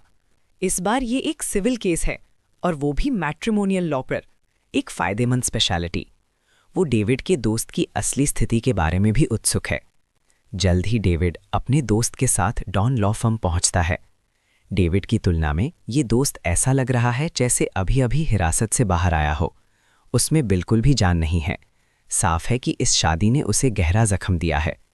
डेविड सोफा पर बैठता है और अपने दोस्त का थोड़ा परिचय देता है। उसका नाम माइकल जेन है। डेविड के केस के वर्णन की तुलना में माइकल शामिल पार्टी होने के नाते ज्यादा विस्तार से और काम की जानकारी के साथ बोलता है। मैं माइकल को केस की जानकारी देते हुए ध्यान से सुनता हूँ। कभी कभी मैं कुछ मुख्य सवाल पूछता हूँ। 1.5 घंटे बाद मैं आखिरकार पूरी कहानी समझ जाता हूँ। शादी को 3 साल हुए, कोई बच्चा नहीं, कोई कस्टडी का बोझ नहीं। कपल के पास शादी के बाद की संपत्ति लगभग कुछ नहीं है और यहाँ तक कि उन पर शादी का काफ़ी कर्ज भी है। माइकल की शादी से पहले के एसेट्स में 3 अपार्टमेंट्स हैं। उनमें से 2 शादी की संपत्ति बन गए। मैं इस बारे में बहुत उत्सुक हूँ। मैरिज लॉ के अनुसार दोनों पक्षों के शादी से पहले के एसेट्स कानून द्वारा सुरक्षित होते हैं। अगर माइकल ने अपार्टमेंट्स बेच भी दिए होते तो वो पैसा अब भी शादी से पहले का एसेट होता। इसके अलावा कोई भी मुनाफा अब भी शादी से पहले की संपत्ति होती। माइकल की पत्नी ने उन्हें शादी की संपत्ति में कैसे बदल दिया? ये 2 अपार्टमेंट शादी की संपत्ति कैसे बन गए? इस बात पर माइकल खुद को थप्पड़ मारना चाहता है। मेरी पत्नी गुस्से में थी और मैं जो भी करता वो शांत नहीं होती थी। आखिरकार कोई रास्ता ना होने पर मैंने पूछा कि क्या करने से उसका गुस्सा ठंडा होगा। उसने मुझे एक गारंटी लेटर लिखने को कहा। इसमें संपत्ति उपहार में देने की शर्तें शामिल थीं। मैं बस उसे खुश करना चाहता था, इसीलिए मैंने वही लिखा जो उसने मांगा। मैंने कभी नहीं सोचा था कि इसे तलाक में संपत्ति बंटवारे के सबूत के रूप में इस्तेमाल किया जा सकता है। इतना ही नहीं, अब जब हमारा तलाक नहीं हुआ है, वो घर का सामान खरीदने के लिए कर्ज लेती रहती है, ये कहकर कि जितना ज़्यादा कर्ज उतना ही अच्छा। जब तक मैं तलाक के लिए राज़ी नहीं होता, ये हमारा जॉइंट कर्ज है। क्या ये साफ तौर पर जानबूझकर शादी का कर्ज पैदा करना नहीं है, लेकिन क्योंकि वो घर का सामान खरीद रही है, इसीलिए ये तय करना आसान नहीं है कि क्या ये जानबूझकर किया गया है। अचानक मुझे कुछ याद आया। क्या तुम्हारी पत्नी का कोई वकील दोस्त है? माइकल ने अपनी भौवें थोड़ी सिकोड़ी। मुझे तो नहीं पता, लेकिन शहर में एक मशहूर महिला मैट्रिमोनियल लॉयर है जो शॉर्ट वीडियोस के जरिए शादी की संपत्ति के बंटवारे के बारे में समझाती है। मेरी पत्नी हर वक्त उसके वीडियोस देखती है। वो मुझसे कहा करती थी कि अगर हमारा तलाक हुआ तो वो उस वकील को हायर करेगी ताकि माइकल के वर्णन के आधार पर मेरे पास कुछ न बचे। क्या ये साफ तौर पर पति की संपत्ति खत्म करने के लिए कानूनी कमियों का फायदा उठाना नहीं है? एक आम औरत के पास इतने सारे प्लान नहीं हो सकते। कोई साफ तौर पर उसे पीछे से गाइड कर रहा है और वो खास तौर पर एक मैट्रिमोनियल और पारिवारिक वकील है। आम लोग अपने शादी से पहले के एसेट्स को बचाने के सही तरीके नहीं जानते। उनके खिलाफ कमियों का फायदा उठाना आसान है, इसलिए वो कहते हैं किसी ऐसे से शादी मत करो जो कानून जानता हो, खासकर मैट्रिमोनियल लॉ, वरना आप किसी भी पल जाल में फंस सकते हैं। इससे पहले कि मैं माइकल के सवाल का जवाब दूं, डेविड पहले बेचैन हो जाता है। अटॉर्नी सू, वो एक प्रोफेशनल मैट्रिमोनियल लॉयर है। क्या आप इसका रास्ता नहीं निकाल सकते? आप जो कह रहे हैं वो अटॉर्नी सू की काबिलियत पर सवाल उठाता है। इस बारे में सोचो। अटॉर्नी सू के बिना मैं अभी भी हिरासत में होता। अटॉर्नी सू सिर्फ एक प्रोफेशनल क्रिमिनल लॉयर नहीं है, बल्कि एक प्रोफेशनल मैट्रिमोनियल कंसल्टेंट भी हैं। अपने बचपन के दोस्त डेविड की बातें सुनकर माइकल को मेरी कानूनी क्षमताओं पर यकीन हो जाता है। माइकल को थोड़ा भरोसा मिलता है। अटॉर्नी सू, क्या मेरी स्थिति अब भी सुलझ सकती है? जीतने के क्या चांस हैं? अगर हम जीत गए तो मैं अपनी कितनी संपत्ति वापस पा सकता हूं? माइकल की आंखों में चिंता की एक झलक है। आखिरकार ये उसकी पेरेंट्स की जिंदगी भर की मेहनत है। शहर में एक अपार्टमेंट की कीमत कई मिलियन होती है। उसे बस एक ऐसी औरत को सौंप देना जिससे उसकी शादी को 3 साल हुए हैं और जिसने उसे कोई अच्छी यादें नहीं दी हैं, वो इसे स्वीकार नहीं कर सकता। जब भी वो इस बारे में सोचता है, वो खुद को थप्पड़ मारना चाहता है। मैं चाय की एक चुस्की लेता हूं और एक सरल विश्लेषण देता हूं। आपका केस थोड़ा जटिल है। सामान्य तौर पर मैट्रिमोनियल मुकदमे में आपको वर्तमान संपत्ति का 60% मिल सकता है, लेकिन आपको अभी भी उसके कर्ज समेत लगभग 40% उसे देना होगा, क्योंकि उसका कर्ज घर के खर्चों में गिना जाता है। हालांकि अगर आप हमारी लॉ फर्म को हायर करते हैं तो हम कम से कम 2 अपार्टमेंट्स को बचा सकते हैं। मैं अभी बाकी की गारंटी नहीं दे सकता। क्या आप हमारी फर्म को हायर करेंगे? मेरी बातें सुनकर माइकल थोड़ा उत्साहित हो जाता है। उसने दूसरी लॉ फर्म से भी सलाह ली है। उन वकीलों ने जो जवाब दिए वो मेरे जैसे ही थे। 2 अपार्टमेंट्स का 40% अब भी कई लाख होता। अब मैं सीधा कह रहा हूं कि कम से कम 2 अपार्टमेंट्स बचाए जा सकते हैं। माइकल के लिए ये एक अनापेक्षित खुशी वाला सरप्राइज है। मैं आपको हायर करूंगा। अटॉर्नी सू, मैं अपने तलाक के केस के लिए लॉ फर्म को हायर कर रहा हूं। क्योंकि आप हमें हायर कर रहे हैं तो अपनी पत्नी पर फ्रॉड के आरोप लगाने के लिए तैयार हो जाइए। माइकल, डेविड और एमिली सब मेरी बातों पर हैरान दिखते हैं। क्या ये तलाक का केस नहीं है? माइकल उलझा हुआ दिखता है। अटॉर्नी सू, मैं तलाक के लिए फाइल कर रहा हूं। मैं माइकल की तरफ देखते हुए अपने सर को मलने के लिए दोनों हाथ उठाता हूं। तलाक फाइल करने का मकसद तलाक लेना है ना? और तुम नहीं चाहते कि वो तुम्हारी संपत्ति बांटे, है ना? हाँ, वो औरत मेरे पैसे खर्च करती रहती है और मुझसे झूठ बोलती है। शादी को सिर्फ 3 साल हुए हैं और वो मेरी 40% संपत्ति चाहती है। मैं तैयार नहीं हूं।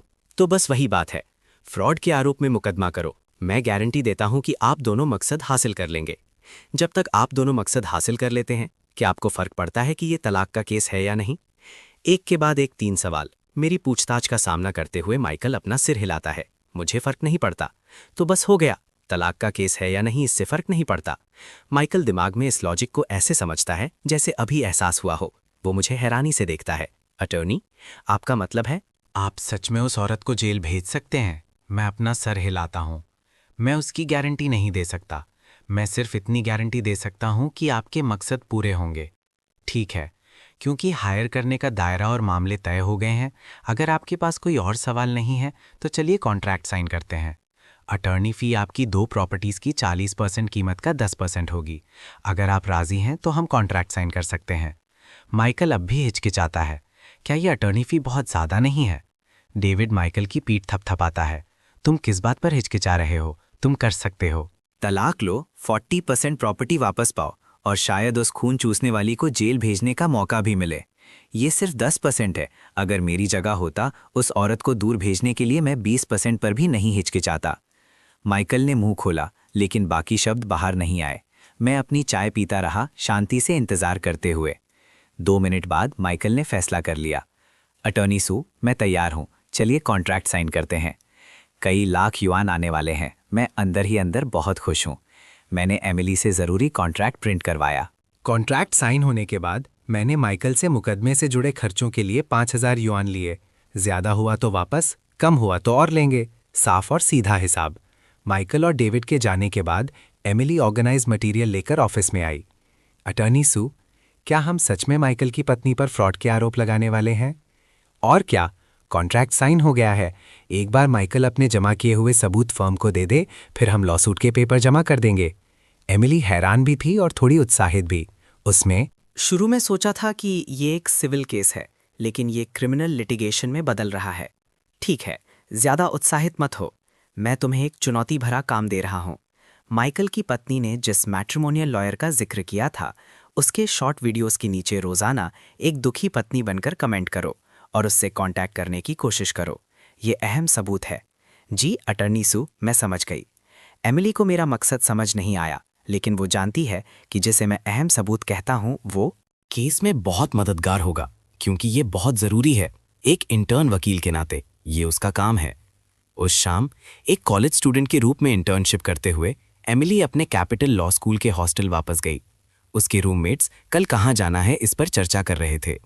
एमिली अपने फ़ोन पर झुककर माइकल के बताए हुए वीडियो क्रिएटर को ढूंढने लगी। अटॉर्नी लिंडा यांग, सालों से मैट्रिमोनियल लॉ पर फोकस, सैकड़ों मैरिज केसेस का अनुभव और शादी से जुड़े क्रिमिनल लॉ की समझ। एमिली ने अपने ईयरफोन्स लगाए और अटॉर्नी यांग के अकाउंट होम पेज पर गई। सारे कंटेंट के टाइटल्स एक जैसे थे। शादी में महिलाएं अपने अधिकार कैसे बचाएं, ये कैसे पक्का करें कि तलाक के बाद आपको ज़्यादा संपत्ति मिले और पति खाली हाथ रह जाए, तलाक लेते वक्त महिलाएं अपना फ़ायदा कैसे बढ़ाएं। एमिली ने अपनी उंगलियों से स्वाइप किया, एक के बाद एक वीडियोस देखती गई। जितना ज़्यादा वो देखती, उतनी ही उसकी भौएं सिकुड़ती। इन वीडियो कंटेंट्स का वर्णन कैसे करें? तलाक में अपने अधिकार बचाना बिल्कुल सही है, लेकिन अटॉर्नी यांग का कंटेंट पूरी तरह कानूनी। कमियों का फायदा उठाकर लोगों को दूसरे पक्ष की शादी से पहले की संपत्ति लेने और कानूनी गैप्स बनाना सिखाता है। साफ शब्दों में कहें तो ये दूसरे पक्ष की निजी संपत्ति चुराने के बराबर है। इसके अलावा कमेंट्स में कुछ लोग बहुत जोश से तालियां बजा रहे हैं, कुछ अपने मिले हुए फायदों के बारे में बता रहे हैं। नीचे सहमत होने और जलन वाले कमेंट्स की भरमार है। इस बार तुम्हें बहुत कुछ मिला होगा, हमें बताओ ताकि हम बहुत जलन महसूस करें। आप कमाल है, हमें आपसे सीखना चाहिए। ऐसी बातें जितना एमिली पढ़ती, उसका गुस्सा और बढ़ता गया। वो इस बर्ताव को बिल्कुल नहीं समझ पा रही थी। इस तरह किसी की संपत्ति चुराना, इसमें कोई ईमानदारी नहीं बची थी। ये लोग शादी को एक बिजनेस की तरह ट्रीट कर रहे हैं, है ना? एमिली इसे बिल्कुल नहीं समझ सकी, लेकिन सबूत इकट्ठे करने के लिए, जो अहम सबूत मैंने बताए थे, एमिली वीडियो सेक्शन में कमेंट्स छोड़ती है। अगले दिन मेरी आंख लॉ फर्म में खुली। पुराना मालिक फर्म में ही रहता था। सुविधा के लिए मैं भी अभी वहीं रह रहा हूँ। मुख्य रूप से पैसे बचाने के लिए। थोड़ा तैयार होने के बाद मैंने अपने कपड़े ठीक किए। दरवाज़ा खोला तो देखा एमिली पहले से ही फर्म के बाहर खड़ी है। गुड मॉर्निंग अटॉर्नी सू। एमिली ने अपनी मुस्कुराहट के साथ फर्म में प्रवेश किया। अटॉर्नी सू, मैंने कल अटॉर्नी यांग के सारे वीडियोस पर कमेंट किया, लेकिन उन्होंने कोई जवाब नहीं दिया। अपना फ़ोन मुझे दो, तुम्हारे कमेंट्स देखने दो। एमिली ने अपना फ़ोन मुझे दिया। कमेंट देखने के बाद मैंने अपनी भवें थोड़ी सिकोड़ी। तुम इसे एक दुखी और परेशान पत्नी कहती हो। एमिली का कमेंट था, अटॉर्नी यांग, मैं एक हाउसवाइफ हूँ, मेरी जिंदगी दुख भरी है, कृपया मेरी मदद कीजिए। अगर मैं वकील होता तो मैं भी जवाब देने की तकलीफ नहीं करता। इसमें कुछ भी खास नहीं है। मैंने एमिली के सारे कमेंट्स एक बार में डिलीट कर दिए।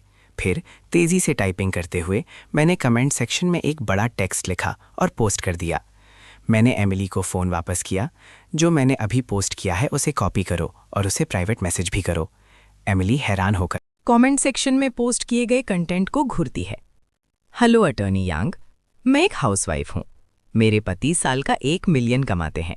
शहर में 3 अपार्टमेंट्स हैं और एक बड़ा फ्लैट है। लगभग 30 मिलियन के एसेट्स हैं। मैं तलाक चाहती हूँ, लेकिन अपनी मौजूदा लाइफस्टाइल नहीं छोड़ना चाहती। मैं बहुत उलझन में हूँ। क्या कोई रास्ता है? साथ में एक विनती वाला इमोजी। अटॉर्नी सू, क्या इस तरह पोस्ट करने से काम बनेगा? बिल्कुल। ये अटॉर्नी यांग तलाक के दौरान महिलाओं को गाइड करते वक्त किस पर ध्यान देती है? अटॉर्नी फीस पर जाहिर है, वरना वो इतनी मेहरबान क्यों होगी? एक केस में 60% संपत्ति का बंटवारा और 10 से 30% फीस लेना, ये आराम से कई लाख की फीस बन जाती है। एक केस कई लाख, 10 केसेस मतलब कई मिलियन, है ना?